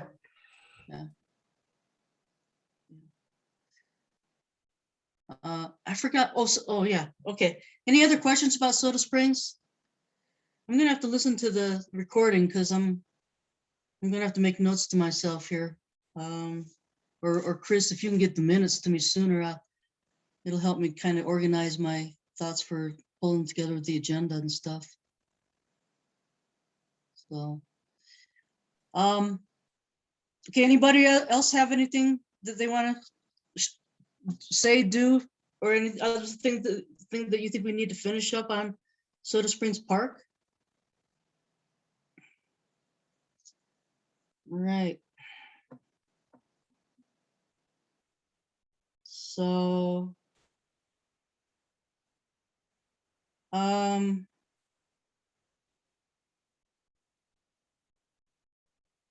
so Skylar briefly touched on his 1 to 5 year plan. Part of that I put on the agenda was to identify which parks can realistically become ADA accessible. And the first 2 that came to my mind was Fields and Shriver. How about Bill Bauer? We could look at Bill Bauer. I think we'd have to do a cement entryway to the swing sets there.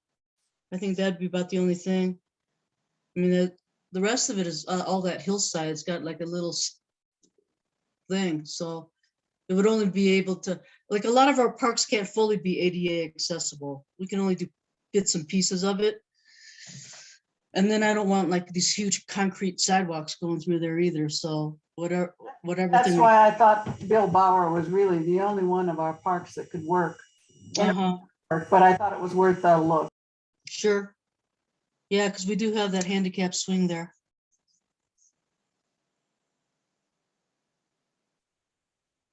Any other thoughts, you guys? If not, I'll move on to identify new recreational opportunities.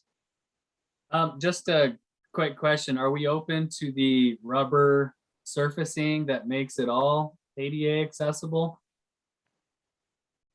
You know, the rubber surfacing that's around playgrounds? Sure. That's really expensive. How expensive is that, Skylar? Oh, it's expensive, but it's, you know, very little maintenance. It's weed free, which is nice. Is it So- porous for water and that kind of stuff? No, I think it's foam rubber. Yeah, Kinda. it's, Is it interlocking so it's porous and can drain water versus cement where it sloughs off? yeah, they're usually actually placed on kind of a slope, so it drains out away from the playground. So Not I don't much think, of a slope. I don't think it's porous, Jan.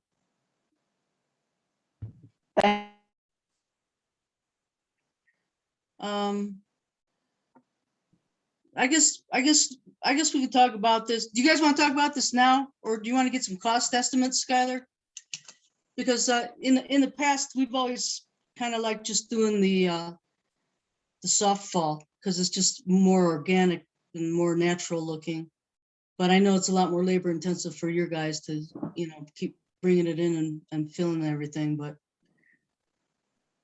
does anybody have any thoughts on that?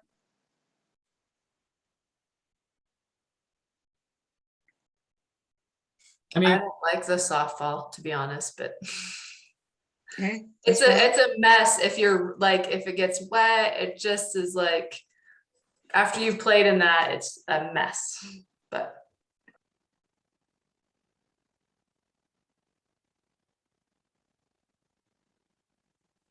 well, I can definitely price it out, at least so we have that as an option. The challenge with that is it's not just the rubber surface. It would probably end up being the entire playground, because usually you do that all at once. So I guess I don't know are we on some kind of schedule to renovate play structures, or is it just kind of an as needed basis? I think it's just as needed. I don't know. So maybe I've never had that discussion with PARAB. As maybe we, good for me. sorry, Jan, go ahead, say that again. As needed makes sense to me. So I would put my 2 cents in that says like as needed, but maybe we could select particular parks that are going to be ADA accessible and do the playground in that format, and then have the rest be other types of things. But I think, because again, with the softball, if you're trying to have a wheelchair in that, that's not great. So maybe if there's like one park we could do that in and focus on that. Okay, how about Skylar? How about you measure up the area for the park at Fields where the ADA bathroom is going to be? And that could be our first experimental with doing the rubber thing on the whole playground. But Is then there that any means, what's Is there that? any part of grant funding that we could take advantage of since we're trying to make up ADA compliant? That I don't know. I can look into it. We usually go after GoCo for pretty much anything parks related. So yeah, I'd have to look into it. And that play park was funded by GoCo. Which is good because they like funding the same projects more than once. So maybe we can revisit that and see if we can get some funding to make it ADA surface accessible. And that could be our maybe our one big kind of ADA park playground. Because if we have the ADA accessible bathrooms there, and then we have an ADA accessible playground, then maybe we'd have to look at getting some ADA swings and upgrade some of that. So that's another project in itself too, but it would be doable. So when I plug this into a 5-year plan, I mean, are we talking 2023 for the Fields playground project? I It's guess after, yeah, 2024 maybe. 2020, yeah, because we got a lot going in 2023. So 2024. Jan?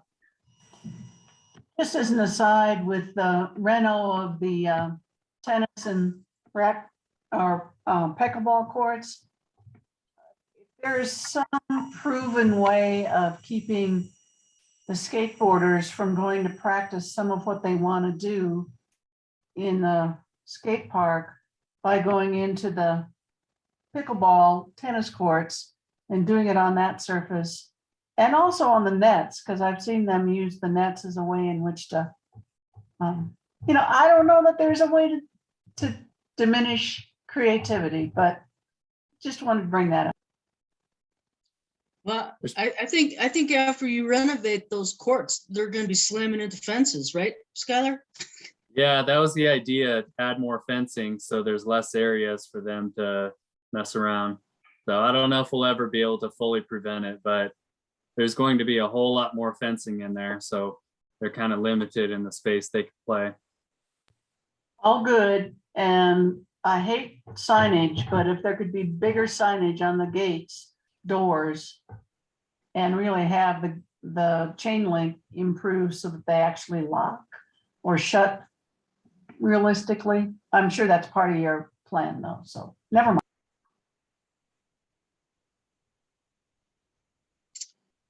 Okay, anybody else? Okay, then our new recreational opportunities. At one of our last meetings, we touched briefly on this, the parkour. And you guys all sounded like you were interested to maybe explore that a little bit.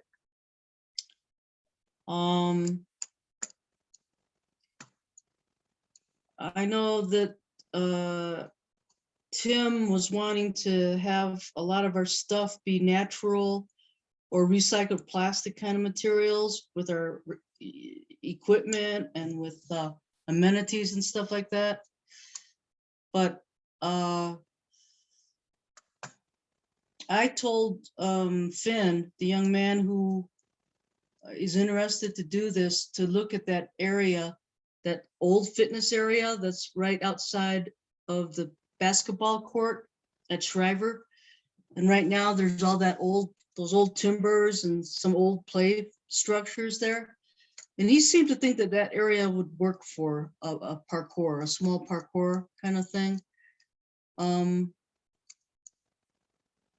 guess I'm not exactly sure what direction to go to kind of move forward with that. Because the other thing that I've been trying to figure out is to get some outdoor senior fitness equipment going out there. But if you're doing the feasibility study, Skylar, I don't know if I'm jumping the gun too quick on that, or if I should wait till your feasibility study's done, you know? Yeah, I would probably wait for a little bit because that entire park could be reconfigured in different ways. So I'd be hesitant to do a project like this without knowing what the long-term plan is. So I would probably give it at least a year and see how the feasibility study shakes out and other, opportunities within the city. But we can certainly put it, on the 5-year plan and say, 2023 we'll do it, depending on, because we'll know a lot more at that point. But I would be hesitant to do anything this year with that area. Mm-hmm. Yeah. Perhaps that should be incorporated in that study and in that planning, because, well, I think one of the things that resonated with me with that great presentation was that could be a the parkour course could be multi-use from a fitness standpoint. And an outdoor fitness area is something that we've wanted to include for a long time. Yeah. And it could be incorporated with some senior stuff too, depending on what kind of information Skylar gets with his feasibility. Can you include that in there, Skylar? Yeah, I can. Yeah, I mean, I guess I could include something about, the entire park use area, because the rec center is, part of a bigger park. So all of that could, incorporate with each other, complement each other. So yeah, I can add that in. It might be worthwhile to think about adding something like similar to if we're doing Soda Springs, because I know from a lot of people, especially in the climbing community, we go down and use those structures just to mess around and climb. And so even adding on, if there's space in Soda Springs too, to think about even adding some structures like that. They wouldn't have to be big, but definitely the parkour would definitely fit into that. But just a thought. Rebecca, do you mean parkour structures or structures that can be used for parkour? Yep. Or even like, I mean, like with those two rock walls, you can use that for parkour very easily. And so again, just kind of going with that same natural theme, that definitely could be possible. But Uh-huh. Well, on the east end of Soda Springs Park, we got those big old rocks for sure. definitely. I just had this vision of Tarzan, you know, tying a rope on a tree and swinging from rock to rock. Let's do it. Well, that's a definite thought. And then I guess the other thing I would like you guys to consider is how much of Shriver Park would you be willing to give up to expand the rec center versus having it for park? I think that would be important to kind of weigh in on. I think I need to know more about the feasibility and if there are other parcels that the city might be offering as a different location. So I think I just need more information before I give an answer. Mm-hmm. Yeah, because you know, in June they usually have Huck Finn days where they stock the little boat and all these kids and all their families come out and fish. So it's nice to have that park area there because people can just kind of hang out in their chairs and stuff and watch the kids fish and stuff. And there is Manny and family. That's right. We got our beaver, our resident beaver there. It's breeding. So yeah, I guess there's a lot to consider. I would chalk myself up to loving those areas, but also open to what's possible. You know, improving our recreational offerings has been a long-term goal of ours. So I think there's a balance to be struck. Yeah.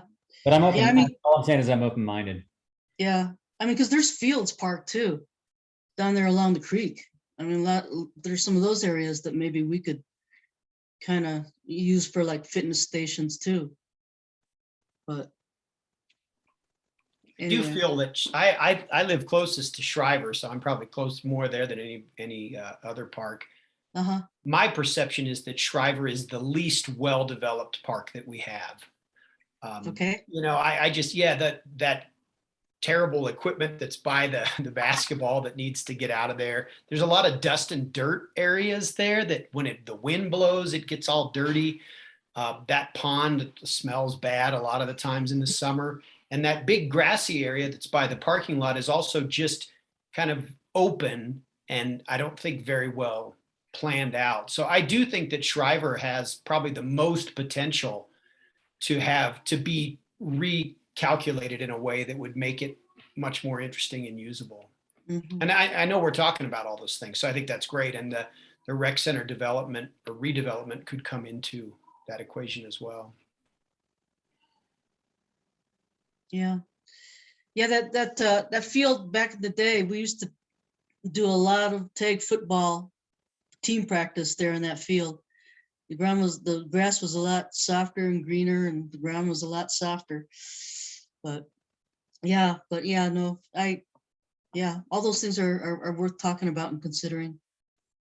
So all right, well, let's just kind of keep an open mind. We'll see what the feasibility study says, Skylar? Yeah, that sounds good. I really can't say what direction this is gonna go, but I really think it's important, you know, to Tim's point, is to establish that need for recreation and what the rec center, how the rec center can fill those needs and what people want to see. There will be this domino effect once we kind of figure out some of those most basic items for the community. And then, you know, then everything's on the table as far as options go. We very well could be looking at Shriver Park as, you know, maybe the rec center goes in that turf area and then we construct a new park on the other side where the rec center is now along the creek. You know, like we could take this in so many different directions and I really don't know how it's going to shake out, but that's really where I look to you guys and the community to kind of help guide those decisions. The other thing I wanted to mention, I know we talked about this before, but incorporating some nature play into some of our park renovation projects. Couple of the communities around Colorado are really doing some cool stuff with nature play and really letting kids use their creativity rather than a swing set and slides. So, we'd be looking at tree houses, caves, rocks, teepees, things they can use their hands and build, forts and things like that. So we have an amazing creek that goes through a lot of our parks. So that would be something interesting to look at, incorporating down the road. Yes. And so Skylar, kind of what you're saying is that we can't really do anything with Shriver Park until we figure out what this big master plan is going to be. There's no sense in doing anything until that's completed. That's my thinking, because that's kind of the big item we need to figure out, and that'll, the domino effect, that'll figure out the rest of the park and how it lays out and give us, maybe a couple years of a vision plan to work towards. So that's really a major piece that we need to figure out before the rest of it can sort itself out. That's what I think. Sense. This is a side note. Are there recreational opportunities with the old Tahini Alani?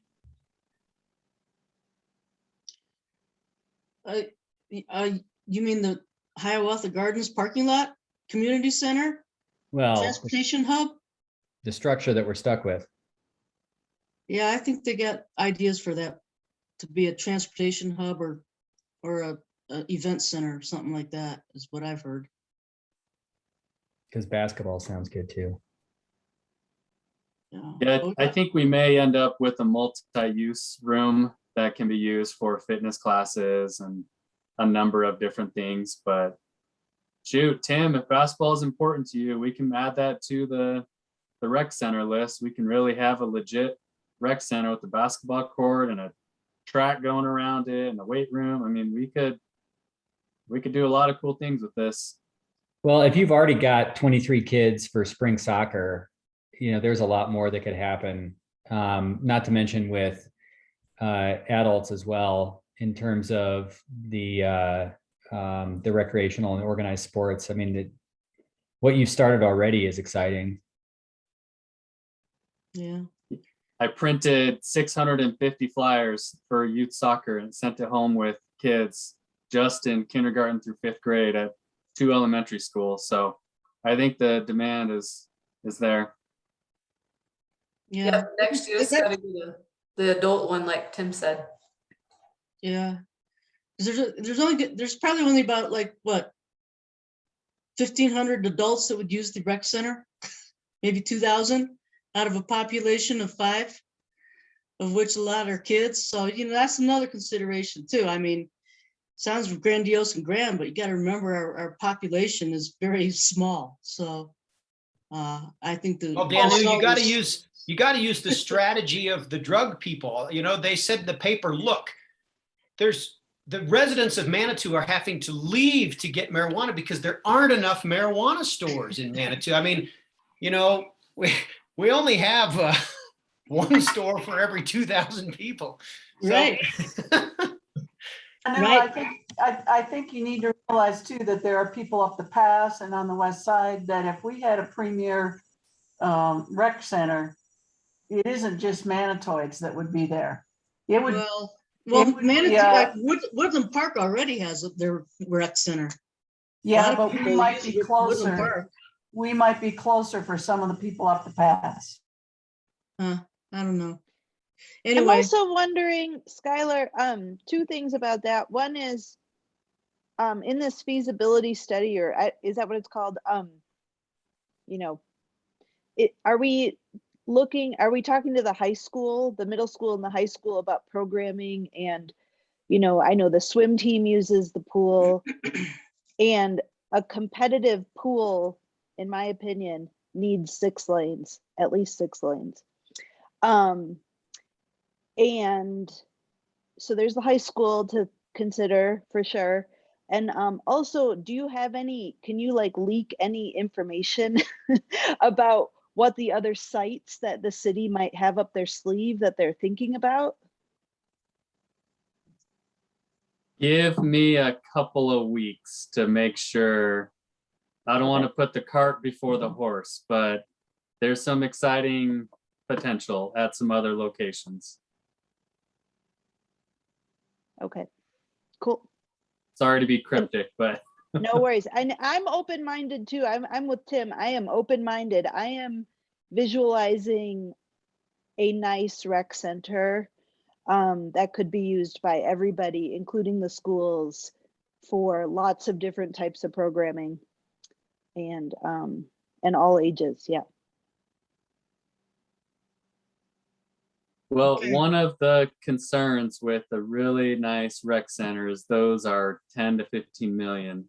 You know, they're pricey, and the community just voted down a bond for the school district. So, you know, that's certainly something that we're aware of and don't want to go back to the community until we know, you know, this is exactly what everyone wants and it'll be passed and we have, you know, a good plan in place. So all things that are just kind of juggling in my mind that we need to make sure we're doing this the right way. And I think it all kind of starts with this feasibility study. So we know what we're working towards. Right, because what I just read, the library was going to be 3.2 million, just do the library edition. So anyway, okay, anything else, you guys? If not, I'm going to move on here. Our ongoing projects that we have, maintaining urban forestry. We have our tree ordinance up. We have a tree group that's starting up. We have a new city arborist. And we have our sustainability guy. What's his name again? Conrad, he's a consultant that Yeah, we use for sustainability. yeah. Does anybody want to add anything to that for maintaining our urban forestry? I just think it's awesome that the city arborist last name is Spruce. I do too. I thought that was funny. Toss that in there. Meant to be. Was that a joke? Yeah. I want to know if he changed his name. Well, maybe. Maybe. Well, he told me since high school, he knew he wanted to work with trees. I don't know, must have had some sort of realization with his last name or something, but he's a good guy. He's working out really well for us. He's getting after it and helping us recover from that windstorm. And he's Yeah. already looking at our inventory, you know, so he's very skilled at what he does. We got a good one, so we're lucky. Great. And thank you to Tim and David for offering to serve on our tree committee. So they will be kind of the liaisons for PARAB, and I'll touch base with you guys once our Mike, our arborist, gets settled a little bit. We'll kind of get the group together and start talking about how you guys can help. Yeah, sounds good. Hey, is our arborist, is he also a gardener? He's pretty familiar with horticulture and irrigation. So he came from Colorado College. He was a groundskeeper for a while, and then he became their arborist for the last 5 years. So he's certified, and he does a lot with, you know, for Colorado College. So we're excited to bring him over into here, but I wouldn't say that's necessarily his strength. It's definitely with trees. But it's something that we've already talked about some courses he can take and kind of getting more familiar with the horticulture side. Okay.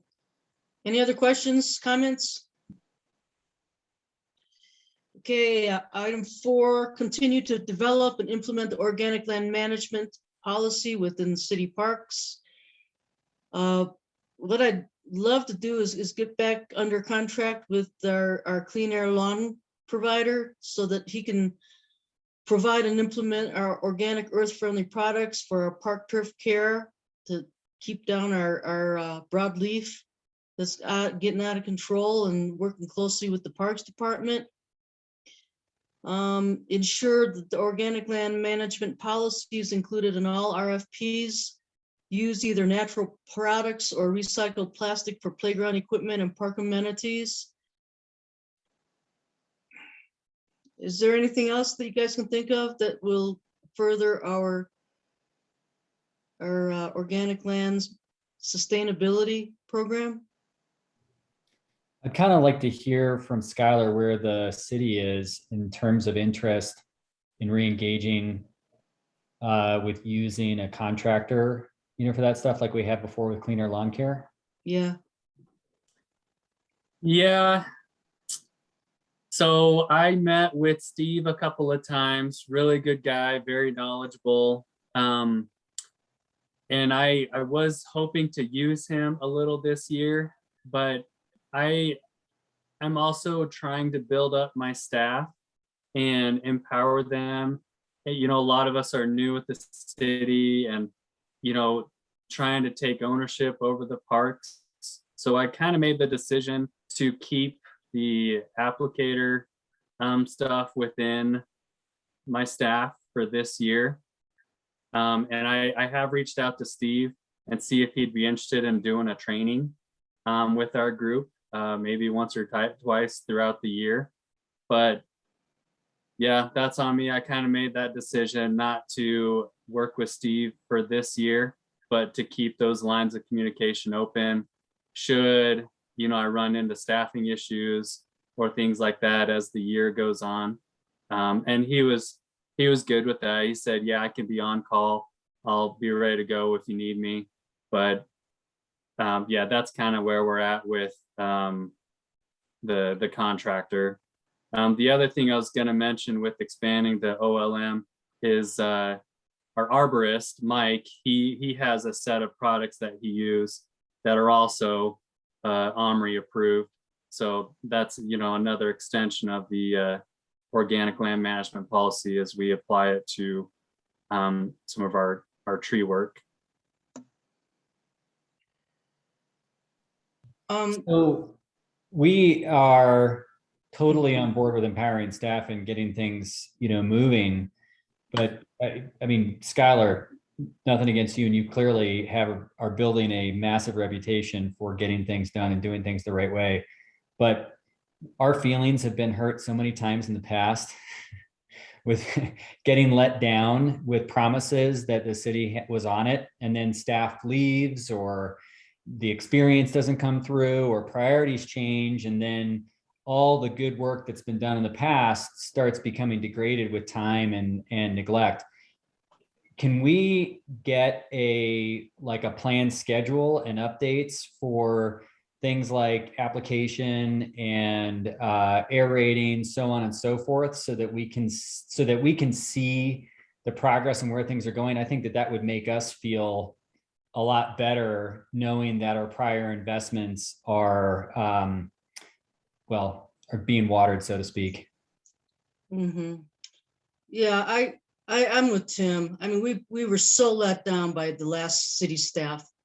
We got so much lip service from them, and they did absolutely nothing. That's why we have all those pallets of fertilizer laying around. Okay. I think there were good intentions. Good intentions, yeah, good intentions. But I think that the way to go is to have Steve on board for this year, and that way your guys can watch him and keep track of what products he's using and when he uses it and when he applies it, and they can learn that way. And then if you want them to try it next year on their own, I'd be more open to that. But I'd say for this year, I'd love to have Clean Air Lawn back on board again, because that broadleaf weed has taken over all our turf, and our turf areas are going to be used more, and they are beat up. They are really beat up, and they just need a little bit more of that organic fertilizer applied to it. And he knows the products to use, and he knows when to use it, because that stuff, if you miss that window, because that stuff is organic, it's not as effective, and it'll take twice as long to eradicate all the damage that it's been neglected over these last 2 years, that we haven't had any kind of organic lawn treatment to our lawns. So I guess I'd rather take this year and have Steve do the work and have your guys pay attention to what he's doing and when he's doing it and what products he uses. Yeah, we did do a fall application. We aerated all the parks and did the fall fertilizer treatment. So my plan for this year was to do a spring, summer, and fall, aerate in the spring and aerate in the fall. So that's the plan on how to apply the fertilizer this year. And it's the same process we did in Boulder, same products we used in Boulder. So I'm familiar with all of these, and I've got my staff that I'm bringing along as well. So I don't know what else to tell you, but I think we can do a better job of it this year. Now that, you know, I'm here, my staff is in place, and we're getting stuff done. So this is another thing on our list that I feel pretty confident that we can, you know, do the applications when we need to and stay on top of it during the spring, summer, and fall. What about herbicides? What do you mean? Well, to eradicate the dandelions, we had a bunch load of dandelions, the bees liked it. And we had a bunch of broadleaf that's taken over all the turf because there hasn't been any herbicide to keep control of that stuff for the last 2 years. Yeah, I mean, last fall, we got to the point where we were hand picking them, you know, hand pulling them rather than mowing over them. So we'll probably continue with that.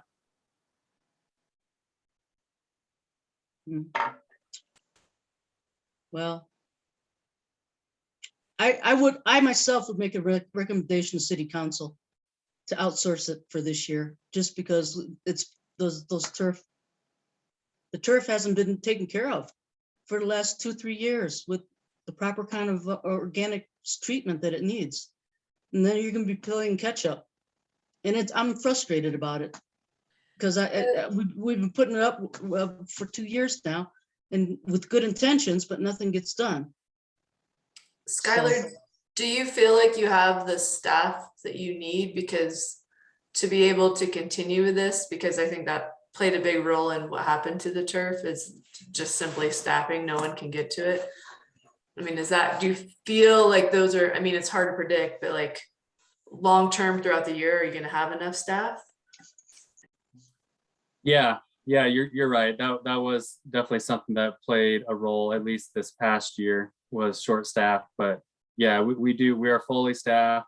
Now that the arborist position is filled, we don't have any vacant positions on the park side of things. So yes, we do have the staff in place, we have the equipment, and we have all the products in stock. So we're ready to go. I mean, that was part of the thing with Steve, is he was using our equipment, using our fertilizer that we already had. So, you know, it was a little challenging with him, you know, not having all those in-house. I know he has the knowledge and expertise, but he was still relying on city staff to help, city equipment to help, and the products that we own. So that's kind of why I just made the decision. We're like, well, if he's using all these things, we might as well just do it ourselves. Well, the aerating and the lawn cutting, you guys can do, because he doesn't have an aerator big enough to aerate the big parks. So you guys can do the aerator. You guys can cut the grass. You guys can do the topsoiling and the seed planting. Just let Steve do the herbicides and the fertilizer. That's all I'm asking. I think we can do that ourselves. Can we maybe do like a couple months and see how it goes and then like, and keep that open dialogue? I mean, I don't know. I'm just trying to figure out a way. Because I mean, ideally, long term, we definitely want to do it ourselves, but we want to make sure, like Danu's saying, and Tim, then we're not going to get burned. So maybe we could like just see how it goes. I don't know. Others? Yeah, I guess, like I said, I've got Steve on call, ready to go if, you know, we are short staffed for one of the applicator cycles. So he's willing to help and step in at a moment's notice, but just looking at the outlook of the season as it is now, we've got everything we need to do it ourselves. So, and Steve is there to, consult. I'm hoping he would be willing to provide, training and education for staff, but I feel like we have everything that we need to do it ourselves. Well, please, keep us updated. Yeah, absolutely. I did include in one of my monthly reports to you guys, I think in October or November, when we applied it, the fall applicator to which parks and when we aerated. So I'll continue doing that, but I'll certainly highlight it a little more for the next time we do it in the spring. We have to take care of the library lawn too. So, We did that one too. Yeah, okay. pretty much anywhere where there's turf, we did it. Do you have your little flags out so that when you put the pesticides out that it's organic, so everyone knows? Yeah. Okay. Yep. All right. If there isn't anything else, we'll move on to capital improvements to parks. That's another one of your big ones there, Skylar. The implement finalized parks and facilities master plan and prioritize what can be accomplished. That Are one's you talking done. about is this the parks and facilities study? Yeah, Yeah. that's an easy 10-year plan. Yeah, so I guess, I don't know, in case you guys aren't aware, the city hired a consultant to conduct a parks and facilities study. It was funded by a DOLA grant, and the consultant hasn't done everything they said they would, and the plan they sent is like almost 200 pages of fluff. Like there's just not a lot there that we can use. But today's discussion will kind of help. I'm trying to get them to simplify this proposal, spread out the projects over 10 years. And, based on what we discussed today, I can kind of start plugging in some of the parks and rec center stuff into that 10-year plan. But the goal is to present that to council in April. So I'm thinking we probably need to come to PARAB, at least share a simplified version of the plan with you guys prior to going to council.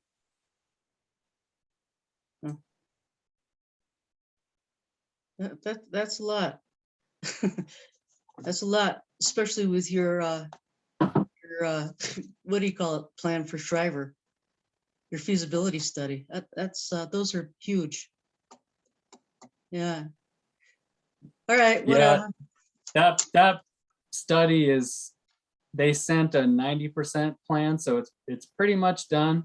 I just don't like the format, and they just need to clean it up a little bit so it's easier to use and a little simpler for us to follow. So I took it over recently because someone left the city, so that landed with me, but I'm just trying to get it over the finish line. It's mostly there, but it's just going to take a little bit on my part to kind of fine tune it and get it ready to present to you guys and the council. Okay. So you want to do that in March? You want to do that in April? We're supposed to go to council in end of April. So maybe we could put this on the April PARAB agenda.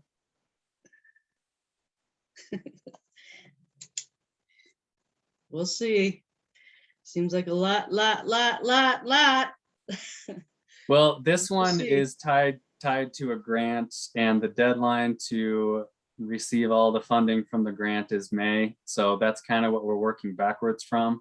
So Can you get an extension on that? we already have. Yeah, Uh-huh. we already got a 6-month extension. So it was supposed to be done by now. It's supposed to What be done are- before I started. So I guess What those pool passes ain't for free, huh? What are some of the major suggestions that they're making? A lot of it's ADA. I think that's more of the focus of it, but they're looking at kind connectivity from the parking lot to, the play features. They're looking at facilities. They're looking at sustainability, solar and LED lighting, in facilities. So it's not just parks. Parks is one piece of it. They're looking at all the facilities, all the parks for ADA improvements as well as sustainability. So that seems to be the focus of it. So all we would have to do is really look at the parks part, right? Correct. Yeah. And I'm trying to make it very simple for you. I mean, we've already laid out the next couple of years.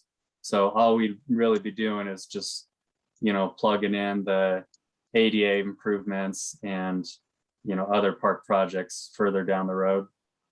Well, maybe that's when we could do the rubber on the playground then, if we got the money for it. Yep. Yeah, so maybe we could step that one up.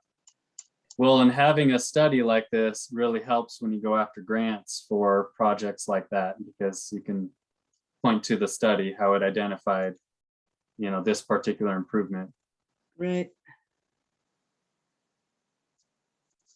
Okay. All right, well, I guess I'll see you at our next monthly meeting, Skylar. Do we have any other discussion or any other thing you guys would like to talk about? I just wanted to bring up a couple quick things. I'm never quite sure when the time in the meeting is to talk about new things, but I did talk to a few people in town and said, hey, we're having this retreat. Let me know what suggestions you might have.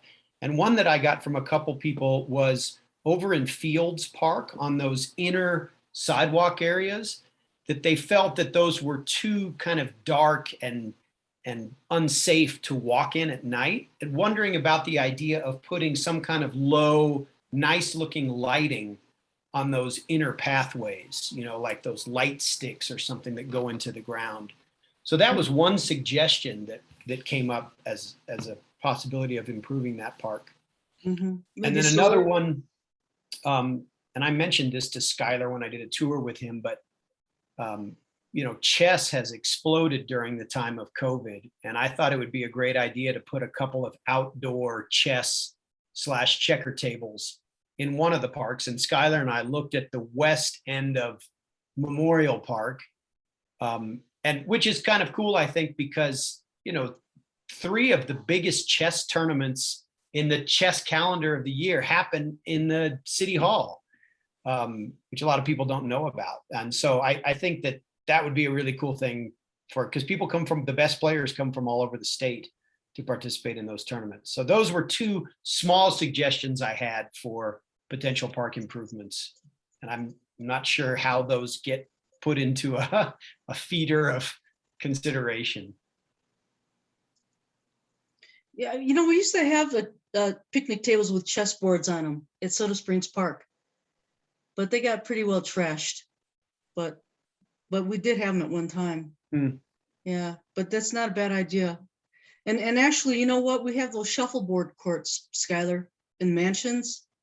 And the problem that we've come up with is, how do we get equipment to people to use and then to store them so that they don't get stolen or damaged?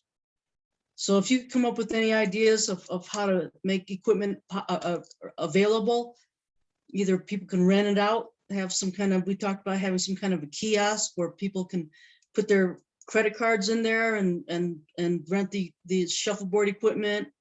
And then once they put it back, they would get their credit card back or something like that. But that'd be kind of cool. I'd love to utilize those shuffleboard courts because we paid money to upgrade those and repaint them too. So that'd be another recreational amenity that we used to have and kind of sort of died out. Yeah, I'd like to see that too. I think that's super cool. Yeah. Have shuffleboard. Yeah. Yeah, that whole area has a lot of potential, especially when we think about recreation. In the city next to the farm town that I grew up in used to drop off like these shipping containers on all their parks in the summertime. And they just were full of recreational equipment. So they'd roll out, like chess tables, caroms boards, all kinds of stuff like that. Plus there'd be staff with like planned activities every day for kids in the parks. and your life revolved around like hitting the ice cream eating contest, going to play games, going back over to the pool, going back over to the park and doing this kind of stuff, you know, having those opportunities like in the summertime particularly would just be amazing. You know, we could start something like that outside under the pavilion there. That, you know, we could set up some game boards or set up some chess games and people could distance.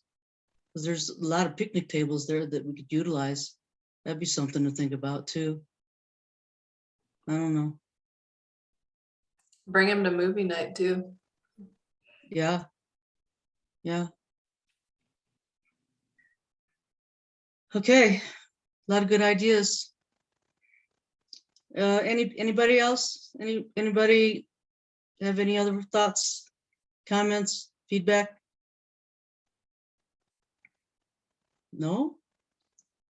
Well, okay. I'm then- just gonna put in my yearly plug. Anybody that has the opportunity, a few minutes, get online, go to atlantics.de, click on the English language icon because it's a German company, and look at the hill slides. I'm just throwing it out there. Just put it in everybody's brain. Take a look. There's a lot of potential. All right, Tim. What's the Well, name of the company? Tim, That's what's the name of the that's website? atlantics.de. Okay. Atlantics like the ocean. Yep. Plural.